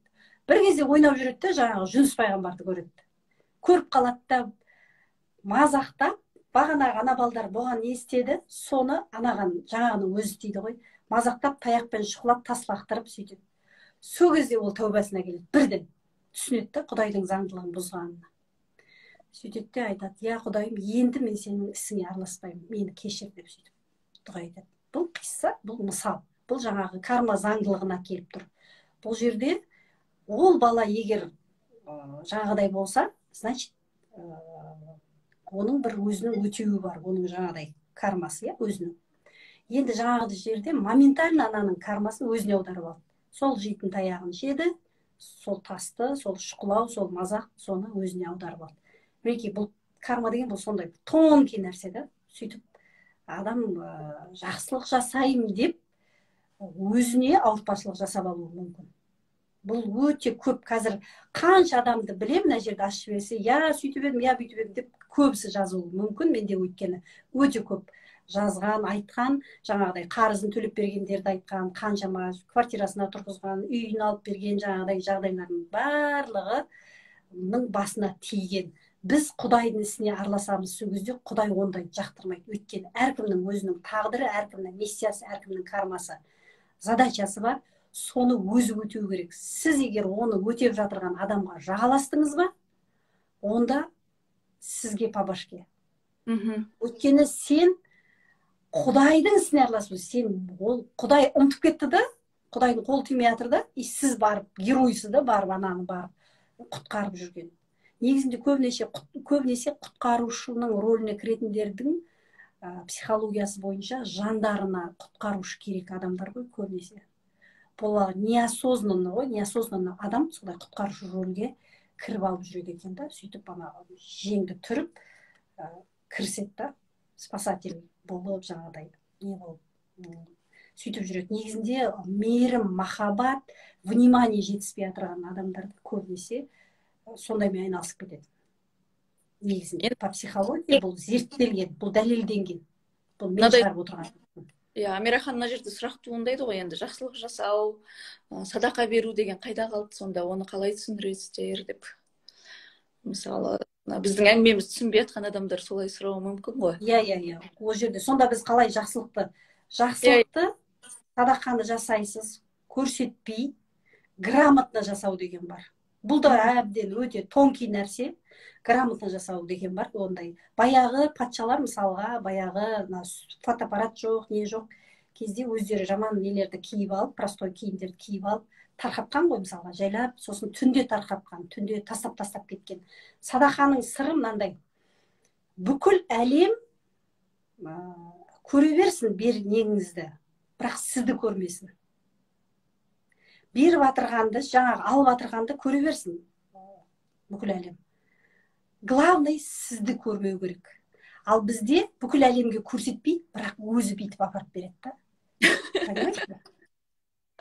Иә, солай. Мен бұдан, бұл садақа, бұл жаңағыдай карма заңдылық кіргеннен чемпион болған адаммын ғой. Сондықтан да мен бұдан спецпін да. Көп айналыстым ғой баяғыда. Содан зерттеп кейін по башке арқадан неден әбден шоқпар неғылып жатқан кезде ойландым ғой, не істедім, не қайдан кеттім, құдайым-ау, жаса деген жақсылықтарын жасап жатырмын, жүр деген бәріміз жүріп жатырмын, шариғаттың 5 парызы, тағы қанша 40 парызы, барлығы не жатыр, неге бұлай болды деп ойланып жатқан кезде, осы жақсылық жасау арқылы шапқылап жүріп, жаңағыдай қаһарман болып өзінше бүйтіп жүрген кезде кірген өзіңнің косяктерің. Пожалуйста, отвечай. Соны құдайдың ісіне араласың, сен кімсің деген сияқты. Сен кімсің? Мен ол адамға осындай сынақты берсем, ол адамның біздің ортамыздағы жағдай, проблема. Сен кімсің маяқтан келіп жағаласатын? Раз сен жағаласып қоймайсың ба, мә саған деп басыңнан бір қояды.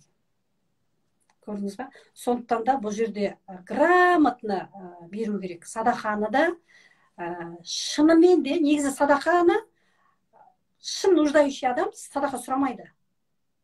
Мен қанша байқадым, садақа вообще сұрамайды. Жоқ деп те айтпайды, үндемейді. Әйел бар, мысалға 60 000 теңгемен 4 баласымен өмір сүріп жатыр.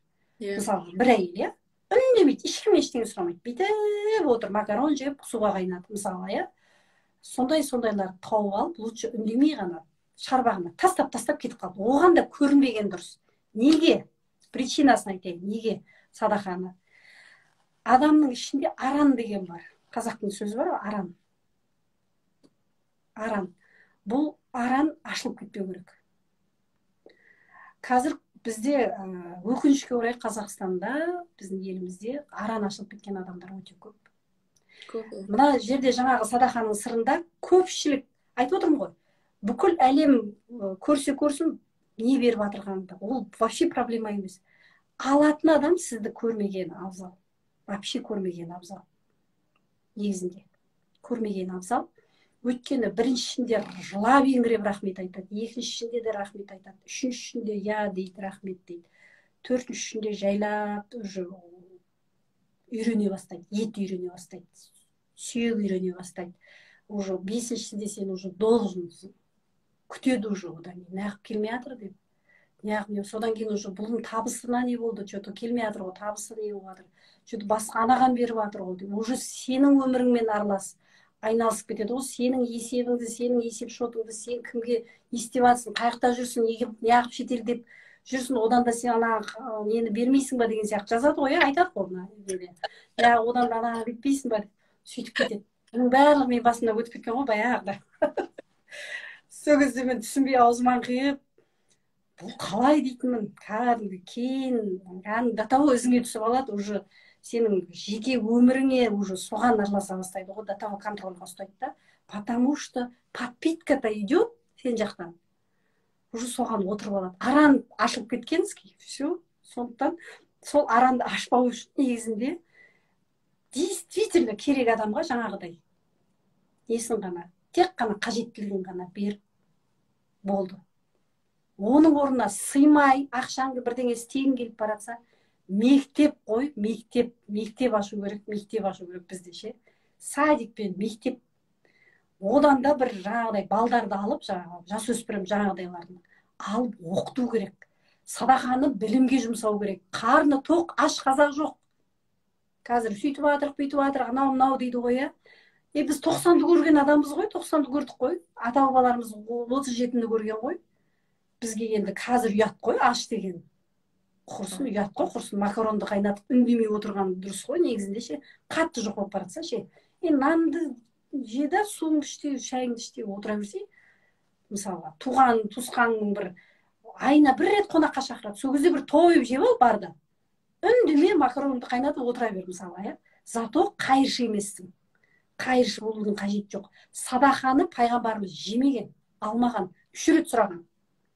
Алып келген кезде мысалға келеді. Садақа ма, сыйлық па деген. Садақа десе, не қылмаған, сыйлық десе, тағы да сұраған. Сыйлық па, садақа ма? Сыйлық па, садақа ма? 3 рет сұраған. 3 ретінде барып, сыйлық дегеннен кейін барып, аузына салып жеген. Яғни бұл жерде бір сыр бар. Сонда садақа жеген кезде адамның ішінде жаңағыдай нәрсе оянып кететін отыр ғой, энергетика ғой. Потому что ол саған не емес, ол саған кәдімгі сый, тамақ, ондай не емес, ол жерде садақа арқылы келіп тұрған. Негізінде садақаға әуес болмаған дұрыс. Әуес болмаған жоқ. Сосын үйге садақа деп бай туысқандарды шақырып алып, садақа жасау тоже дұрыс емес. Негізінде садақаны шынымен рас жаңағыдай қажеттілігі бар адамға ғана беру керек та, ал жаңағыдайды ата-бабамызды еске алу деп иіс жасау баяғы бар қазақтың. Сөйтіп шақырған дұрыс. Бізде жаңа садақа деп үйге шақырады. Дуты мебельдар, там неше түрлі шикарный продуктлермен садақа жасап, соған сондай дуты адамдар келіп отырады деп, мысалы. Ол жақсы нәрсе емес негізі. Айтып отырмын ғой. Пайғамбар істесе, ол жай істемеген. Барлығында бір хикмет бар да. Құдайдың әмірімен жасап отырған ол пайғамбар. Сондықтан да мән беретін нәрсе садақа да, жаңағы жақсылықта. Жақсылықты грамотно істеу керек. Тағы садақа сияқты кармасына кірмей, алмай, ауыртпашылығын алмай, жаңағыдай. Өзің таяқ жемейтіндей артынан, Құдайдың ісіне араласпайтындай, герой болып, қаһарман болып, жаңағыдай жеңді түріп не қылмай, оның орнына жүгіретін жер көп қой, істейтін нәрсе көп. Оның орнына жаңағыдай мектеп аш, білім орталықтарын аш, білім сатып алып бер, иә, мысалға. Білім сатып алып бер, или болмаса кітап сатып алып бер. Тағы да сондай жасауға болады. Енді қазір енді жаңағыдай аран ашылып кетсе, ол аран ашылған адам кітап оқымайды сосын. Аран ашылған адам ол басқа нелермен айналыспайды. Ол тек қана қай жерде уже аңдумен айналысады. Кімнің қалтасында ақша, қай жерден енді маған жаңа доход керек деп ашылып кетеді. Сондай нәрсе бар. Аран деген бұл өте тонкий нәрсе ғой. Бір моментте ашылып кетеді. Ашылып кеткеннен кейін оны жабу қиын канал. Ол канал ғой, поток тоже. Сондай, как портал сияқты. Ана жүніс қиссасын айтқаныңызды елдер түсінбей жатыр да, қызымның құлағы естімейді. Мен сонда Құдайдан тілек тілемеуім керек па деп сұрап жатыр мына жерде. Оны кармамен шатастырып жатқан сияқты, карманы дұрыс түсінбей жатқан сияқты сіздің қиссаңызды. Бұл жаңағы жерде біреудің өміріне араласып тұр ғой. Енді құлақ естімеу жайында менде мысалға бір келіншек болды да, баласының құлағы естімейді. Сол келіп тексерткен кезде білесіз бе, өткен өмірінде, яғни ата-бабасы, атасы, жаңа баланың атасы ешкімді тыңдағысы келмеген. Ана осы неде танысқанбыз, соны тексерткен кезде ана жерде солдан кейін вообще связьға шықпады да, жаңағы ақиқат қой ана жерде причинасын шығып тұрды. Атасы кәдімгі жаңағы баланың ешкімді тыңдағысы келмеген, надменный болғанда, тыңдамаған, қабылдамаған, естімеген, тағы да сондай бір қиянаттар жасаған, сондай. Көрдіңіз бе? Сондай. Карма заңдылығы деген сондай. болып та келуі мүмкін. Бұл жаңағы келіншекке қатысты емес, бұл біреудің басынан өткен жағдай. Менің практикамда болған сондай жаңағы келіншектің баласы. Сөйтіп олар жаңағы ем іздеп жүрген. Енді бұл жерде мынандай, ол жаңағыдай өзінің бір көресі бар да әркімнің. Біз даже тіптен баламыз болса да қатты жағаласудың қажеті жоқ. Біз барынша біз оларға тәрбие, жақсылық сондай беруіміз керекпіз. Бірақ шектен тыс тоже болмайды. Не имеем права шектен тыс. Ол керек дейсіз ғой. Бұл біздің иелігімізде емес қой. Бізге Құдай берді. Ол Құдайдың жаратылысы. Оған иелік етуімізге тоже болмайды. Тілейміз ғой. Неге тілемейді? Ол мамасы ғой. Ананың тілегі қабыл деген. Оған ол бөлек нәрсе. Ол жаңағы нәрсе бөлек нәрсе. Екі. Көрдіңіз ба? Ол тонкий деп бағанадан бері айтып отырғаным сол. Бұл өте тонкий нәрсе да. Карма заңдылығы деген. Осыны бірақ біздің бабаларымыз баяғыда соблюдать еткен. Кейін соны жоғалтып алып, минусқа кіріп атырған жағдайы бар қазір адамдардың. То есть ғаламның кармасы бар, отбасы кармасын айттық, жеке адамның кармасын айттық. Космические задача деген бар, өзінің мынандай миссия. Түрлері? Түрлері көп. Негізгісі ғалам заңдылығы, негізгісі. Бүкіл жер планетасына. Бұл жерде тұрып атқаннан кейін жердің кармасы бүкіл адамға әсер етеді.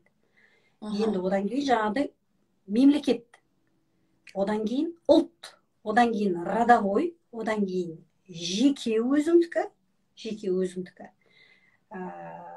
өзіңнің жаңағыдай космический задача, саған берілген миссия. Это тоже оның да жаңағыдай минус-плюс бар ғой, кармический задача. Саған мысалға астралдағы білімді жеткізу сенің миссияң, мысалға сен соны істеп отырсың. Мысалға, сол сияқты тағы да басқа да не бар, оны істемеуің керексің. Сол сияқты әркімнің өзінің миссиясы. Ол негізгі кармическая задача дейді оны. Сол нәрсе бар. Плюс жаңағы жеке өзіңдікі, одан кейін жаңағы узелдар бар еще, жаңағы папаңмен жақсы болу керек, ағайыныңмен жақсы болу керек деген сияқты. Ондай да бар. Бір эфирде түсінбейміз ау барлығын, Бұл үлкен. Бұл кармология тақырыбы өте үлкен. Мен 2008-де бірінші рет карма жайында естіп оқыдым, түсінбей тастағанмын. Кейін мен 2014-те осы карманы зерттеп Индияға бардым. 10 күн жаттым ашрамда. Осы Индия, осы карманы түсінейін деп. Ол кезде де түсіне алмадым. Неге десеңіз, тек қана карма деп Индияда нені айтады, реинкарнацияның төңірегінде ғана олардың кармалары. Сондықтан да қазір Садхгуру карма деген кітап жазыпты. Мен әлі соны көрмедім, сол кітапты. Жазыпты, бірақ ол былай деді. Индияға сатпайды. Бүкіл әлемге сатады, Индияға сатпайды. Наказание деді. Потому что карма деген сөз, карма деген понятие өзі веда ілімінен, өзі неден шығып тұрып, бірақ сендер соны түсінбей отырсыңдар. Соны игермей отырсыңдар. Сондықтан да вам наказание, бұл сендерге Индияға сатылмайды деп. Бүкіл әлемге сатып, бірақ Индияға сатпай отыр. Қазақстанда бар екен, мен көрмедім өткенде. Таки ұмытып кеттім соны алам деп. Сондай екен. Ол жерде бірақ сол бір философиялық, сол реинкарнацияның төңірегі дейді, сондай дейді. Негізінде кармологияны мен зерттеп көзім жеткені біздің қазақтың байырғы қазақтар қалай ұстанған өмір салт дәстүр бар ғой, өте соблюдать еткен. Әруақтарды жаңағы құрметтегендері, өлі риза болмай тірі байымай, Құдаймен ойнасаң да әруақпен ойнама, әруақ жаңағы көп нелер бар негізінде ше. Сондай көп. Бұның барлығы сол карма заңдылығына келеді. Жаңағы құн дегенді қарасаңызшы. Құн деген бізде бар. Жаңағыдай біреу келіп барымта жасап кетті, біреу келіп тағы бірдеңе жасап кетті, оның құнын төлейді. Міндетті түрде құн төлеген. Мысалға, көресіңді көрмей, көрді алмайды деп айтып тұр қазақ. Бізде түбіне үңілсек, бүкіл барлығы біздің ата-бабамыздың өзі ұстанған ілімінде, ғалам заңдылығымен, табиғатпен, өзінің дала заңында бір баппен өмір сүрген ғой, әдемі. Сөйтіп жатқан кезінде келіп бір тұйытқылдан бір ұрған дұшпандардың құрбан болып кетіп, қалған абай айтқан қиқымдар ғой енді қазір былайша біз Қазақстанда.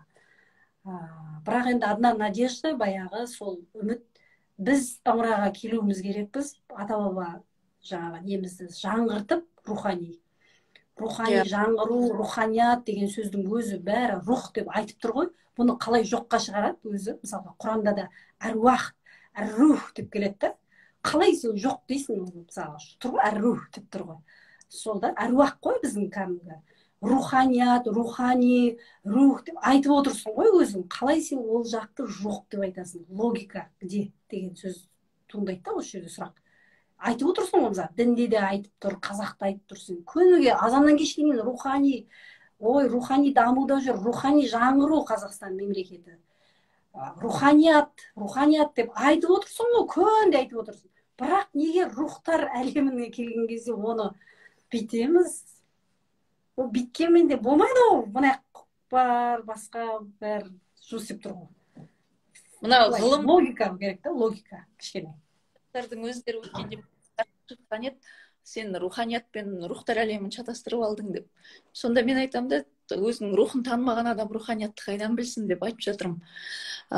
Енді бұл жерде сұрақ, сіз бағана айттыңыз, мынау қазіргі жер жаңа дәуірге кіріп жатыр, ғалам бізден сұрамайды, жаңа сілкініс жасап жатыр, жаңа жер деп мынау жалпы ғалымдарда жазып кеткен.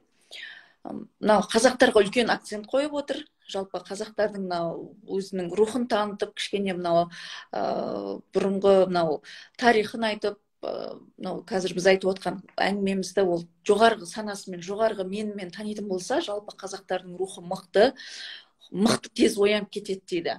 Бірақ та сіз айттыңыз бағана, әдемі кіру керек. Кармаға кірмей әдемі кіру керек.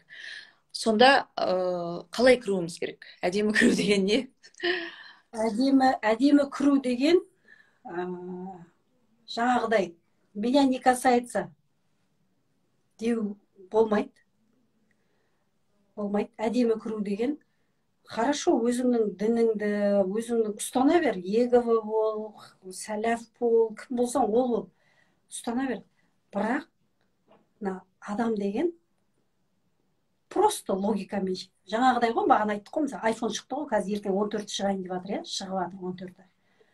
Қабылдап тұрсың ғой фактыны. Қабылдайсың ғой, аласың, үйренесің, оны шаршап үйренесің бірдеңелерін, новыйдан шыққан.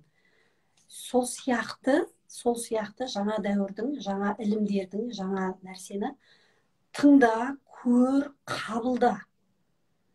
Ары қарай істейсің ба, соны ол жер, ол ұстаныммен өмір сүресің ба, жоқ сен басқа ұстаныммен өмір сүресің, это уже твои проблемы. Бірақ жаңағы болып отырған өзгеріске қарсы шығып, жоқ мен ондай болмаймын, мен оны не қылмаймын. Сенен сұрап жатқан жоқ, сен кімсің былайша? Просто сен оны тыңдап қабылда, қарсыласпа. Біреу мысалға жаңағыдай біреулер бірдеңелермен ашып жатыр ма, тыңдап, просто жайыңмен кете берші ары қарай. Енді мынандай да, жаңа дәуір келіп жатыр, жаңағыдай балалар келіп жатыр. Менің айтатыным, жаңағыдай балалар келіп жатыр. Баяғыдай келін жұмсап, ананы бүйтіп отырам, баланы бүйтіп отырам. Манипуляция ол уже не работает уже скоро. Шамалы уақытқа қалды. Сен соны біліп тұрсың ғой, сондай поколение келіп тұрған. Енді соған сен қамдануың керексің ғой, сен жаңағыдай баяғыдай дайындалып, мен анандай ене болам, мынандай ата болам, мынандай болып отырам, ертең ана балам мені асырау керек, бағу керек деген. Ол заман все, қош айтысуың керексің. Сен ақылмен қабылдауың керексің. Мынандай да, менің түсінгенім, жоқ, олай болмайды. Жазатта, мысалға, өткенде бір ана кішкентай қызбен шықтым ғой мен прямойға, сонда келіндер жайында айтқанда, жоқ, олай болмайды, мен бүйттім ба, мен не үшін тудым, мен ананы, сонда мен не баланы өйтем ба, бүйтем ба дейді. Ол дұрыс қой, сен тудың, не қылдың, бәріміз де сөйтіп өстік. Бірақ жаңа дәуір келіп жатыр, сен соны түсіндіріп жатыр саған. Что сен жаңа дәуір келіп жатыр, жаңа дәуірдің адамдары басқа, Z, бұлар деген жаңағыдай кілең начальник, управляющий шеттеріне бастық. Хадис айтып кетіп тұр ғой, бастығын тумай, жаңағыдай ақыр заман болмайды деп. Ақыр заманның бүкіл белгілерінің бәрі болды. Бәдәуилер деген жарысып биік үйлер салады деген. ол болмайынша ақыр заман болмайды деген болды ғой. Міне бәдәуилер, кешегі бәдәуилер арабтар Дубайда биік биік үйлер салып жатыр. Мысық пен ит дос болады деген. Мысық пен иттер ойнап жүр ғой бірге. Мысық пен иттер дос болады деген.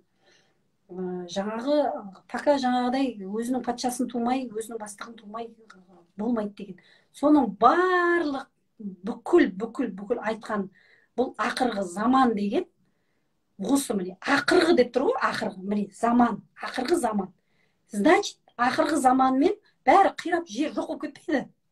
Ақырғы заман бұл бітті, новый заман келеді. Значит, жаңа дәуір келетінін айтып тұр. Міне бұл ақырғы заманның барлық белгілерінің бәрі болып тұр. Уже бұның жаңағы не ғой, метафизика бойынша есептеулермен, бұл жерде уже жаңа дәуір 24-те кіреді, конкретно кіреді уже. Қазір бүйтіп заборға жақындап қалды ма? Бір-екі остановка жақындап қалды, 24 пен 25 кіреді кәдімгідей. Кіреді. Ол кезде сенің заборың ашық па, жабық па, сенен сұрамайды кәдімгідей. Басып кіріп келеді. Сондықтан да 25-ші жыл шамалы қауіпті жыл деп бүкіл астрология, бүкіл не бойынша шамалы не дейтіні сол. Кәдімгідей басып кірген кезде ол неше түрлі жағдай болуы мүмкін. Мысалға, қазір энергияны бүйтіп кіріп келе жатқан кезде қараңыз, хаос болып жатыр, не болып жатыр әлемде. Ана жерде басып кіріп келді жаңа дәуір, все. Ешкімнен сұрамайды. Мынау біздегі проблема, біздегі адамдардың проблемасы, өзін эголар мықты ғой негізі, сұмдықта эгосы өзін бірдеңеміз деп ойлайды да. Түріктерде бір жаман ауыр сөз бар да, боқ замнедер кәнділерін деп айтады да, өздерін бір боқ ойлайды дейді бір. Сол проблема ғой, біздегі проблема. Өзін сөйтіп маңызды бір былай қарағанда нүктеміз ғой біз. Анандай планеталар бізге нүкте болып көрінеді. Біз кімбіз? Біз вообще нүкте де емеспіз ғой. Сөйтіп отырып, ғаламға қарсы шыққымыз келеді, ғаламның заңдылығына қарсы шыққымыз келеді. Өзіміздің, мен түсініп отырмын, әртүрлі жаңағыдай, Алла тағала сөйтпей ма, жаңағыдай дін бойынша, діни наным сенім бойынша сөйтеді ғой енді. Оны түсініп отырмын. Дұрыс қой, бірақ ақылмен бүйтіп ойланып қарау керек. Жарайды, сен мұсылмансың, жарайды, сен христиансың, сен буддистсің. Басқалар ше? Басқалардың бәрі топырлап тозаққа кіріп кете ма, мысалға? Тоже да логика. Олардың бәрін ағып жүр онда. Былайынша қарап отырсаң ше. Ол кім, сен кім, сен деген айтқан жоқ па саған? Құдайдың өзі айтып тұр ғой, сен бәрін бірдейсіңдер деп. Бірдейсің, сенің киіміңе, сенің басқаңа ештеңеге қарамаймыз, сенің жүрегіңе қараймыз дейді. Жүрекке, жүрек деген сол жаңағы жан, рух, жаңағы нәрсе ғой. Ертең ана барған кездегі бірінші спрос, негізгі жаңағыдай негізгі сұрайтын нәрсе, миссияны сұрайды ғой. Не бітіріп келдің, ал енді бардың, не бітіріп келдің, задачаңды орындадың ба, соны сұрайды ғой. Басқа нәрсені емес, бізде басқа нәрселерді айтып кетеді, ананы сұрайды, мынаны сұрайды деп. Бірақ жаңағыдайда бір өзінің үлкен бір объект, как будто бір жер шары сияқты ше, каждый өзінше жер шары. Сөз жоқ. Әрбір адам бір ғалам, сөз жоқ. Әрбір адам бір ғалам. Бәрімізде Құдайдың нұры бар. Біз осы нұр арқылы сөйлеп отырмыз, сайрап отырмыз, нұр арқылы жарқырап жүргенімізде сол нұр арқылы. Сөз жоқ, бір ғаламбыз. Біз жер шары қандай? Дәл сондай бір ғаламбыз. Жер шарының бетінде, мысалы, біздің ішімізде пайдалы, пайдасыз бактериялар бар, паразиттар бар. Бір пайда келтіретін, бір зиян келтіретін бар. Біз осылай ғаламбыз, сол сияқты. Енді бұған алдықта зиянды жаңа кепсе сияқты нәрселерді жедік, коланы іштік. Мынау жердің бетіне атом бомбаларды жарып, сөйтіп жатыр қой адамдар. Неше түрлі соғыстар ашып. Сол сияқты ғой, біз сондайларды өзімізге өзімізше сөйтіп жаңағыдайларды ішіп жеп, быт-шын шығарамыз да, ішкі. Быт-шын, әрбір өз ғаламымызды быт-шынымыз шығарамыз. Сосын аурамыз, жерде жаңағыда неше түрлі апокалипсис, ойбай деп қазір жан-жақта болып жатырғаны, сондай болып жатыр, организмде жаңағыдай стресс, ауру, сөйтіп жатқан кезде біз оған бір кезде дәріні құямыз. Оны емдейміз. Одан бір кезде қайтадан полезный тамақ ішеміз. быт ішін шығарып негізінде шаршатып жатырмыз да, быт ішін шығарып өзіміздің денемізді. Дәл сол сияқты мына ғалам жер бар ғой, ғалам жерін, жер ғаламшарды біз солай жасап жатырмыз. И біздің денемізді де сөйтіп жатырмыз өзімізге. Бұны олай істеп тұрғанымыз неосознанность. Яғни неосознанность бұл баяғы рухпен байланыс жоқ, саналы өмір сүрмейміз. Ұйқыда саналы түрде өмір сүрген кезде, саналы түрде ішіп жеп, саналы түрде жүріп, саналы түрде өмір сүресің да. Сол саналы түрде өмір сүру, саналы жүру, ол шамалы кішкене қиындау болып тұр да бізге жаңағыдай жауап алып, сызып қойғанмен жүрген оңайырақ болып тұр. Негізінде кармические задачи, жаңа космические задачи, родовой нелер бар ғой, кармалар барлығының. Соларды жеңілдетудің ең несі нумерологиялық, кармическая нумерология. Мен ақиқатты содан таптым ғой. Жаңағыдай жағдайдан кейін, жаңағыдай айттым ғой, діннің ішінде жүріп, дінді зерттеймін деп жүріп, ішінде неше түрісін көрдім. Бүкіл жаңағы нелеріне кіріп шықтым. Сұрап та енді мен ол кезде тура маған жаңағы нелер айтатын, журналист бұл неғымаған деп. Оқымаған, осылай неғымаған журналист сонда зерттейтін ғой, кәдімгідей әрбір ана секталарға кіріп алам да, сұраймын ғой, іштеріне кіріп алып. Ана дінге енді келіп жүрген адам сияқты болып кіріп алам да, на самом деле неше жылдан бері зерттеп жүрмін. Олар сөйтіп соны ақтарылып айтады іштеріндегісін, жаңағы өздерінің мақсаттарын айтады. Бәрі жәннатқа баратыр. Ешкім тозаққа баратқан жоқ. Бәрі жәннатқа барам деп ойлап жүрді. Бірақ жаңағыдай да, біреу мотоциклмен, біреу анаумен, біреу мынаумен, біреу через тозақ баратыр, біреу былай баратыр, әркім өздерінше неше түрлі жолдарды тауып алған. Сөйтіп жүріп, жаңағыдай ответ таппағаннан кейін ғой мен жаңағыдай карма деген нәрсем. Карма десе қарғыс деп ойлайды көбісі. Қарғыс емес. Карма десе сөйтіп, ойбай, это карма, это кара деп, карамен шатастырады. Орыстың сөзі бар ғой, кара. Шатастырады да, карма деп шатастырады. Ондай емес. Сөйтіп бұл карманы жаңағыда 2014-те не қылып, сонымен кармическая нумерология мен кармология екеуін тапқан кезінде, дедім ғой, ответ конкретный да, жазылулы тұр, четко, ясно тұр. Бүгінгі тақырыбымыз карма заңдылығы ғой. Четко, ясно, открыто, прямо ашық жазылып тұр.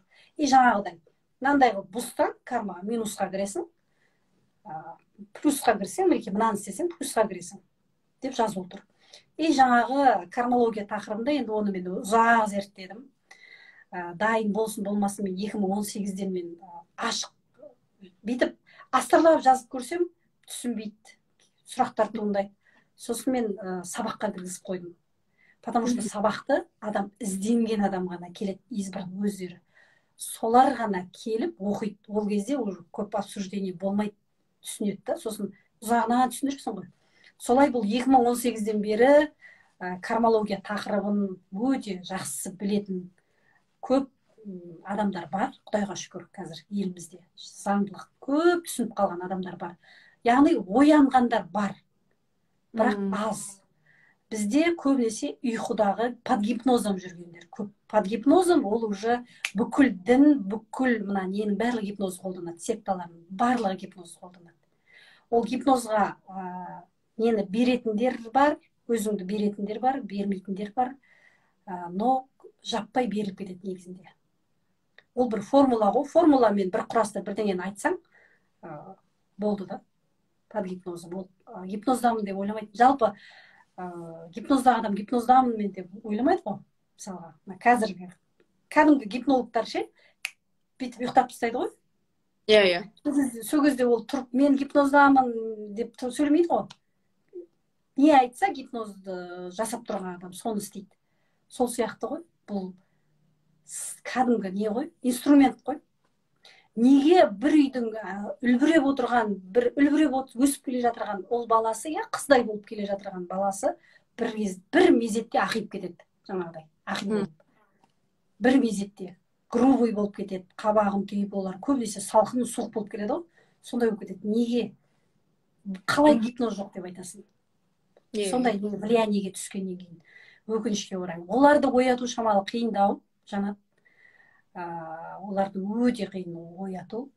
тек Құдай оятпаса бірдеңемен жаңағыдай сілкіп тұрып ше, өте қиын. Ал былай жалпы әдемі жаңа дәуірге кіру, мынау ешқандай несіз, өзі просто өзімен жүрген адамдардың өзі, ең болмаса солардың өзі әдемі кірсек, көп адам, көп болып ше, әдемі кірсе, онда жаңағы бір азғантай процент жаңағыдай под гипнозом, под влиянием жүргендер как-то мынау басқа плюс карманың арқасында олар да кіріп кетіп, кейін оянып кетіп, жақсы болып кету не шанс бар да.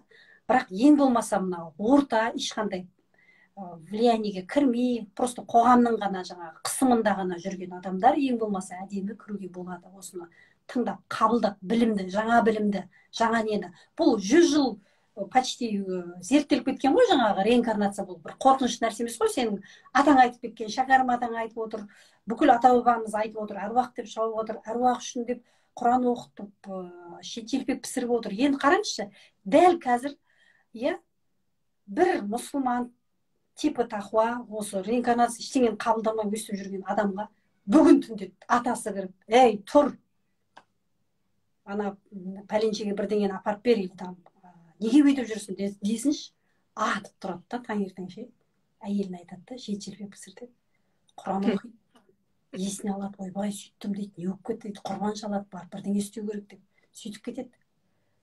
Ешкім, ол аруақтың несі, ол бөлек қой. Мысалға ше, қазір ана мынау деп әңгіме айтып отырсыншы ба, дәл бүгін түнде келіп, мысалға да, любой күні ғой, мысалға да, сөйтіп жаңағыдай болып отырған адамның істеп отырып ше, тақуа болып ештеңені қабылдамай деп сөйтіп отырған келіп, ол не ол аруақтар деген, Құдай ғана анау мынау деп сөйтіп отырған келіп, атасы келіп жаңағыдай десе, ей деп, қайтыс болып кеткен шешесі кірсе, атып тұрып ертеңіне жет-желпек пісіріп, жет-желпек шариғатта жоқ, мысалға. Иіс шығару деген шариғатта жоқ. Иіс шығару деген буддизмде вообще бар. На то пошло. Мысалға, бірақ істеп отырсың ғой. Істеп отырсың. Факт қой істеп отырған. Иіс шығарып отырсың ғой, иіс жасап отырсың. Буддизм істеп отырсың, на то пошло. Жаңағы жет-желпек. Күлше деген бір мысал бар, бірақ именно жет-желпек жаңағыдай деген жоқ. Бірақ біз істеп отырмыз, ата-бабамыздан қалып қойған дүние деп істеп отырмыз. Аруақты біз солар құрметтейміз. Өлі риза болмайды, тірі байымайды деп қазақ айтып кетті бір ауыз сөзбен. Енді қараңыз, біз жет-желпек иіс жасап энергиясын береміз ғой, жаңағы ненің тамақтың энергиясын ғана береміз, тамақты бере алмаймыз ол аруақтар, олар не нуждается ол тамақтан, ол энергия ғана, еске алу ғана, бізге еске алу жаңағы энергиясын береміз, иіс жасадық, жет-желпекті арнап бердік. Сол кезде оларға көп еске алып, көп оларға жаңағыдай не жасаған кезде олар рухтар биіктейді. Яғни бағанағы сен айттың ғой, сатыда болады, олар сатыда болады ғой, бірінші саты, екінші саты, сол сияқты сатылар көтеріледі, дәрежелер өседі. Біз не үшін иіс жасаймыз, не үшін біз жет-желпек беріп еске аламыз, ас береміз. Қазақтар мынау арабың, түрігің ас беріп жатыр екен, жет-желпек бірдеңе деген ноль ғой, жоқ қой бұлардың. Ешқайсында жоқ. Қазақтар соны біз істейміз, аста береміз, бәрін беріп отырмыз. Неге? Жаңағы ғой, негізінде біз соның арқасында жүруіміз де мүмкін. Өйткені аруақтар қолдау арқылы жаңағыдай, мына Қытай сияқты гигант отыр, мына орыс отыр, соның ортасында бір-бірімен 40 пышақ болып жатқан кішкентай қазақ дәу жердің ортасында өмір сүріп жатыр қой. Сол аруақтардың несі әсері болуы әбден мүмкін. Енді жаңағыдай иіс жасап, жаңағыдай жет-желпек жаңағыдай еске алған кезде ол кісілердің рухтары көбірек, как почта келген сияқты, олардың авторитеттері көтеріледі да, сөйтіп олар бүйтіп жоғарылайды. Енді қараңыз, бір жоғарылаған сайын олар уже мынандай дәрежеге жетеді. Тірілерге көмектесе алатын дәрежеге жетеді. Яғни куратор, баяғы періште, біз періште дейміз оны. Періште дәрежесіне сондай әжелері, аталары келіп көмектесіп тұратындар көп қой ол. Екінші қазақтан қазір әңгімелессең, мына жерде қаншасы жазады. атам келіп бүйтіп кетті. Мысалы бүгін ғана менің бір подругаларым келді де сонда айтты, атасы келіп айтып тұрады да, мына жерден кет, мына жаққа бар. Бір шетелге барған кезінде кеткен, сол кезде вулкан жарылған. Кет деген да, мына жерден тез кет деген. Мысалы кеткен, ертеңнен вулкан жарылған. Сол сияқты да, кел деген кел. Енді былай деп айтқанда, мына біреуде мысалы қамшың бар, сол қамшыда береке бар, сол қамшыны алдыртыңдар деп айтып жатыр екен да. Понимаете, мысалға. Соны істеп жатыр. Ол өзі қажы, андай бір кісідей тақуа өзінше. Бірақ факт тұр ғой, айтып отырмын ғой, қандай әулие болсын, ешкім оны басы екеу емес та, ондайды бәрібір тыңдайды. Сөйтіп тұрған қыз ғой, мысалға. Бірақ жаңағыдай айтып жатыр да, оған сәлемдемей келді да, жаңағы рух, атасының рухы. Жаңағы қамшыда береке бар, сол қамшыны алсын депті. Сосын бір жерде бір алтын ба бірдемелері бар, соны айтқан. Ана үйді сатпасын, өйтпесін, соның бәрін айтып отыр кәдімгідей. Ол значит, жаңағыдайда рухтың дәрежесі сондайда келіп айтып түсіндіре алатындай, қорғайтындай. Сол сияқты дәрежелері өседі. Енді ол қорғап, ол саған сондай поддержка берген кезде, естественно, сен де өсесің, сен де байисың, сен де өлі риза болмай, тірі байымайды деп тұр ғой. Сенің де жағдайың жақсарып, уже сен уже кәдімгідей направление беріп тұр саған жоғарыдан. Сонымен өмір сүресің. Керемет емес па? Ол деген рахат қой, жоғарыдан поддержка беріп тұр. Ана басым қатып, не істеймін деп жүргеннен гөрі, иә? Келіп поддержка беріп тұр. Ата-бабаның қолдауы, атасы мықты болған екен деген сөздер осы үшін айтылған ғой. Сондай. Бүгінге жететін шығар, Жанат, иә? Әңгімеңізді тыңдап 2 сағат өтіп кетіпті ғой, маған тағы да 1 сағат эфир берген сияқты. Обычно 1 сағаттан кейін өшіп қалатын еді. Жаңа сіздің сөзіңіз мысалы гипнозға қатысты, бұл жерде де мынандай түрлі көзқарас көп сияқты, өйткені дінтанушылардың пікірінше жалпы гипноз деген сайтанның ісі деген сияқты, сондай нәрсе өте көп айтылып жатыр. Мынау біз зерттеп жатқан қазіргі мына жаңа ғылым, енді ол Құдай да өз шетінен беріп тұрады ғой, енді дәуірге байланысты ғылымдарды. Жалпы мынау регрессиялық терапияның өзі мынау жоғарғы мен жоғарғы санамен мынау гипноз арқылы жұмыс жасайды. Адам жалпы альфа, тета, бета болып состояниелер бөлінеді ғой. Сол кезде санасы, яғни неше бағанағы сіз айтқан сансыз мынау рухтың үлкен мынандай шарик болса, сонда қаншама өмір сүрсе, сол жерде көрген барлық тағдыры, өмірі, барлығы мына жоғарғы санасында тұрады. Мынау қазіргі адамда болып жатқан түрлі мынау бағанағы кармамыз, одан кейін ауруымыз бар, неше түрлі дерт, оның барлығы осы бекерден бекер шықпайды, біздің жоғарғы санамызбен өте байланысты дейді. Бұрынғы кезде енді біздің ата-бабаларымыз бағанағы Құдайға сыйыну арқылы, бірі мысалы бағанағы жүрегін сықылап, мысалы сопылық жолмен зікір салып деген сияқты, кейбір мысалы басқа ұлттар медитация дейді. Сол арқылы енді жалпы барынша Құдаймен байланысуға тырысқан ғой. Ал қазіргі заманда уже адам өз-өзін ұмытып кетті, тіпті материалдық әлемге байланысқаны соншама байланғаны, мынау жалпы рух деген не, жан деген не деген сұрақты өте қойып жатқандар бар. Тіпті осындай сұрақты қойып жатқан кезде ол адамның қалай өмір сүріп жатқанына таң қаласың, сөздің шыны керек. До того ұмытып кеткенбіз, до того бізде айтылмайды. Тіпті оны өзіңді кім екенін зерттеуге ешқандай мүмкіндік жоқ қой, сөздің шыны керек. Мына тұрмыс деген гүлдер, мынау жан жақтан қалай өмір сүрем, қалай ақша табам, одан қалды жан жағын кредитке батырып жатыр, мынау кредит алатын аппараттардың барлығы толып тұр қазір. Кез келген адам кредит алады. Кредиті басында кредиті жоқ, қазақ мүлде жоқ, сөздің шыны керек.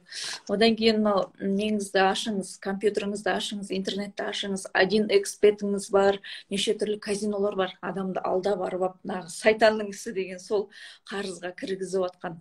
Мына жақта бағанағы неше түрлі секталар бар, езгілеп жатқан, миыңды улап жатқан, өзі сөйтіп бүйтіп жүрген кезде адамды мына жақпен тозақпен тағы да улап жатады. бүйтіп жүрген адам сөздің шыны керек, ол өзін зерттемек түгілі не үшін өмір сүріп жатқанын білмейді. Сол мен өзім ойлаймын, жалпы мынау әр заманына сай енді зерттеу жүргізсем, Құдай өзі сондай ғылымдар беріп тұрған. Әрине ол бағанағы рухтардың көмегімен, бағанағы өзге ғаламшарлықтардың көмегімен, енді ол оған басқа күні бұйырса эфир арнармыз. Жалпы ғылымдар беріп тұрған, оны енді адамдар дұрыс жолға пайдаланса жақсы ғой, бірақ та өкінішке орай өзінің басының бас байлығын ойлап, сол бағана пайдасын ойлап, ғылымды постоянно пайдаланып кетіп тұрған, сол үшін ондай қасиеттерді көбінесе Құдай алып отырған. Енді қазіргі заманға сай осындай жаңа ғылымдар келіп жатыр. Жаңағы регрессиялық терапия, яғни ол да гипноздық, менің айтайын дегенім, гипноз арқылы адамды емдейді. Бұл тоже ғылымның жаңа түрі деп өзім қабылдадым. Өйткені менің алдымда да болды, мынау терапия кезінде тоже сенбей, мынау деген дұрыс емес, мысалы дінде бізде ол туралы айтылмайды, бағанағы рух, адам жерге бір-ақ рет келеді, ол рух деген не деген сияқты адамдар болды. Бірақ ол кәдімгідей өзінің бұрынғы өмірін көрген кезде, кәдімгідей бұрында ашаршылық кезіне түсіп қалған кезде, қалай өлгенін көрген кезде, одан кейін қайтадан өмірге келіп, одан кейін қайтадан қалай өлгенін көрген кезде адамның мүлде өмірге деген көзқарасы өзгеріп кетті, сөздің шыны керек. Сондықтан енді мынау бұндай жалпы ақиқатты жаңа дәуірде әсіресе мынау адамдар енді тыңдайды ғой, мына дін жолында жүрген, направление беретін сол кісілер осындай ақиқатты айтса екен, елдің көзін ашса екен, адамның өмірге не үшін келгенін, мынау Құдайдың мейірімін барынша айтса, шексіздігін айтса, адамдар бір-біріне кешірімді болу керек екен, бағанағыдай карма заңдылығын дұрыстап түсіндірсе, мінекей біздің бәріміздің отырғанымыз осындай нәрсемен тікелей эфирге шығып, зерттеп, күнделікті миымыздың ашып жүргені сөздің шыны керек. Сол негізі, бірақ та бұл сөздің шыны керек, мына діндарлардың жұмысы ғой. Мешіттерде жалпы осы нәрселер айтылу керек адамдарға. Бірақ почему-то олар айтпайды да, бізге қарсы шығады. Сендердің айтып отырғандарың дұрыс емес деп. Сондықтан енді менің өзімнің тарапымнан елдің көзін ашуға болашақта бәріміз бір адамдай атсалыссақ екен. Өйткені карма, енді карма, ұлттың кармасына жалпы қазақ халқы кіріп тұрған жоқ деген нәрсені оқыдым мен, Амира ханым. Өйткені өздігінен тарихқа жүгінсек, өздігінен соғыс ашпаған, әрдайым басқа мемлекетке барынша жанын беріп көмектескен қазақ халқына қазір әруақтар да үлкен акцент қойып, кәдімгідей егер халық оянса, бұрынғыдай не қылуға, көмектесуге, қорғап, қоршауға дайын тұр деген сияқты сондай бір сенім бар. Рахмет сізге, көп керемет эфир болды. Осындай эфирлер көп болса, маған мына жерде 4 минутыңыз қалды деп жазып жатыр Инстаграм. Жаңа гипнозға байланысты айтып жіберейін. Гипноздың ақ пен қарасы бар, тоже любой нәрсенің ақ пен қарасы бар. Сол сияқты бүкіл әлем, ғалам ақ пен қарадан тұрады. Сол сияқты гипноздың да ақ пен қарасы бар. Ол қазір, ол негізінде бұл пайғамбарлардың жолы ғой негізінде, ол кісілер солай ғайыптан солай уахи алып сөйтіп сөйлескен, иә. Бірақ кейін ол методиканы, былайша айтқанда методика ғой, ол жаңа емес негізінде, ескі, баяғыдан бар бұл гипноз. Соны түрлі қара пиғылдар, қара өздерінің діттеген мақсаттары үшін қолданып кетіп отыр. Сондықтан да негізінде психологияда да оқытады. Оны мысалға депутаттарға, нелерге беретін, мысалы доклад оқыған кезде сондай бір нелер бар, белгілер бар. Мына сөзді, формула ғой сөздегі, мына сөзді мына жерге, мына сөзді мына жерге қойып оқысаң, ана публика сені тыңдап, ұйып, бәрі растап, иә, сенікі дұрыс деп айтады. Соны қолданып отырғандар бар. Оны қолданады. Бүкіл оны білетіндер қолданады мына. Ол ниетке байланысты уже. Любой нәрсе негізі қандай адамның қолына түсті, основасы, негізі деп айтам ғой, мен әрдайым жазам осыны. Негізі дұрыс болса, сіздің дұрысқа қолданады. Негізі бұзық болды ма, ол бұзыққа пайдаланады, сондай нәрсе. Бұл гипноз баяғыдан бар.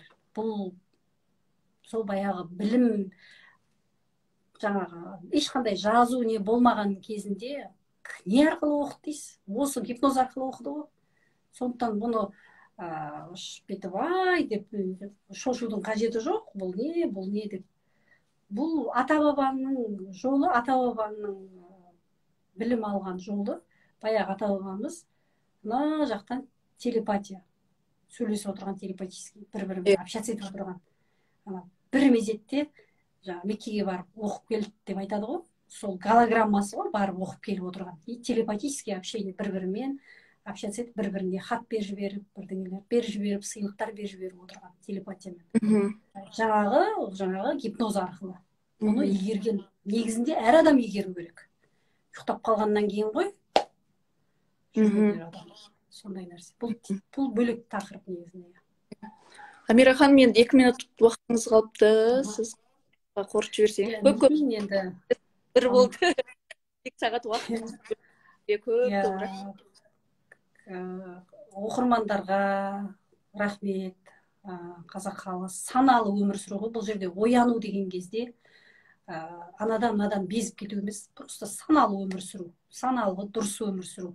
Ниет сол. Ешкім ештеңені ешқандай сектаға қосу не емес. Вот именно саналы өмір сүру, табиғатқа зиян келтірмей, адамға, тірі жанға зиян келтірмей. Ал бізде бәрі тірі.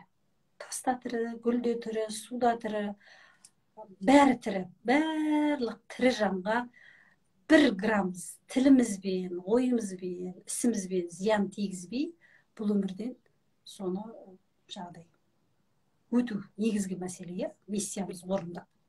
Сол. Әдемі кіруді нәсіп етсін жаңа дәуірге. Бәрімізге. Аумин, айтқаныңыз келді. Рахмет көп, Амира. Жақсы.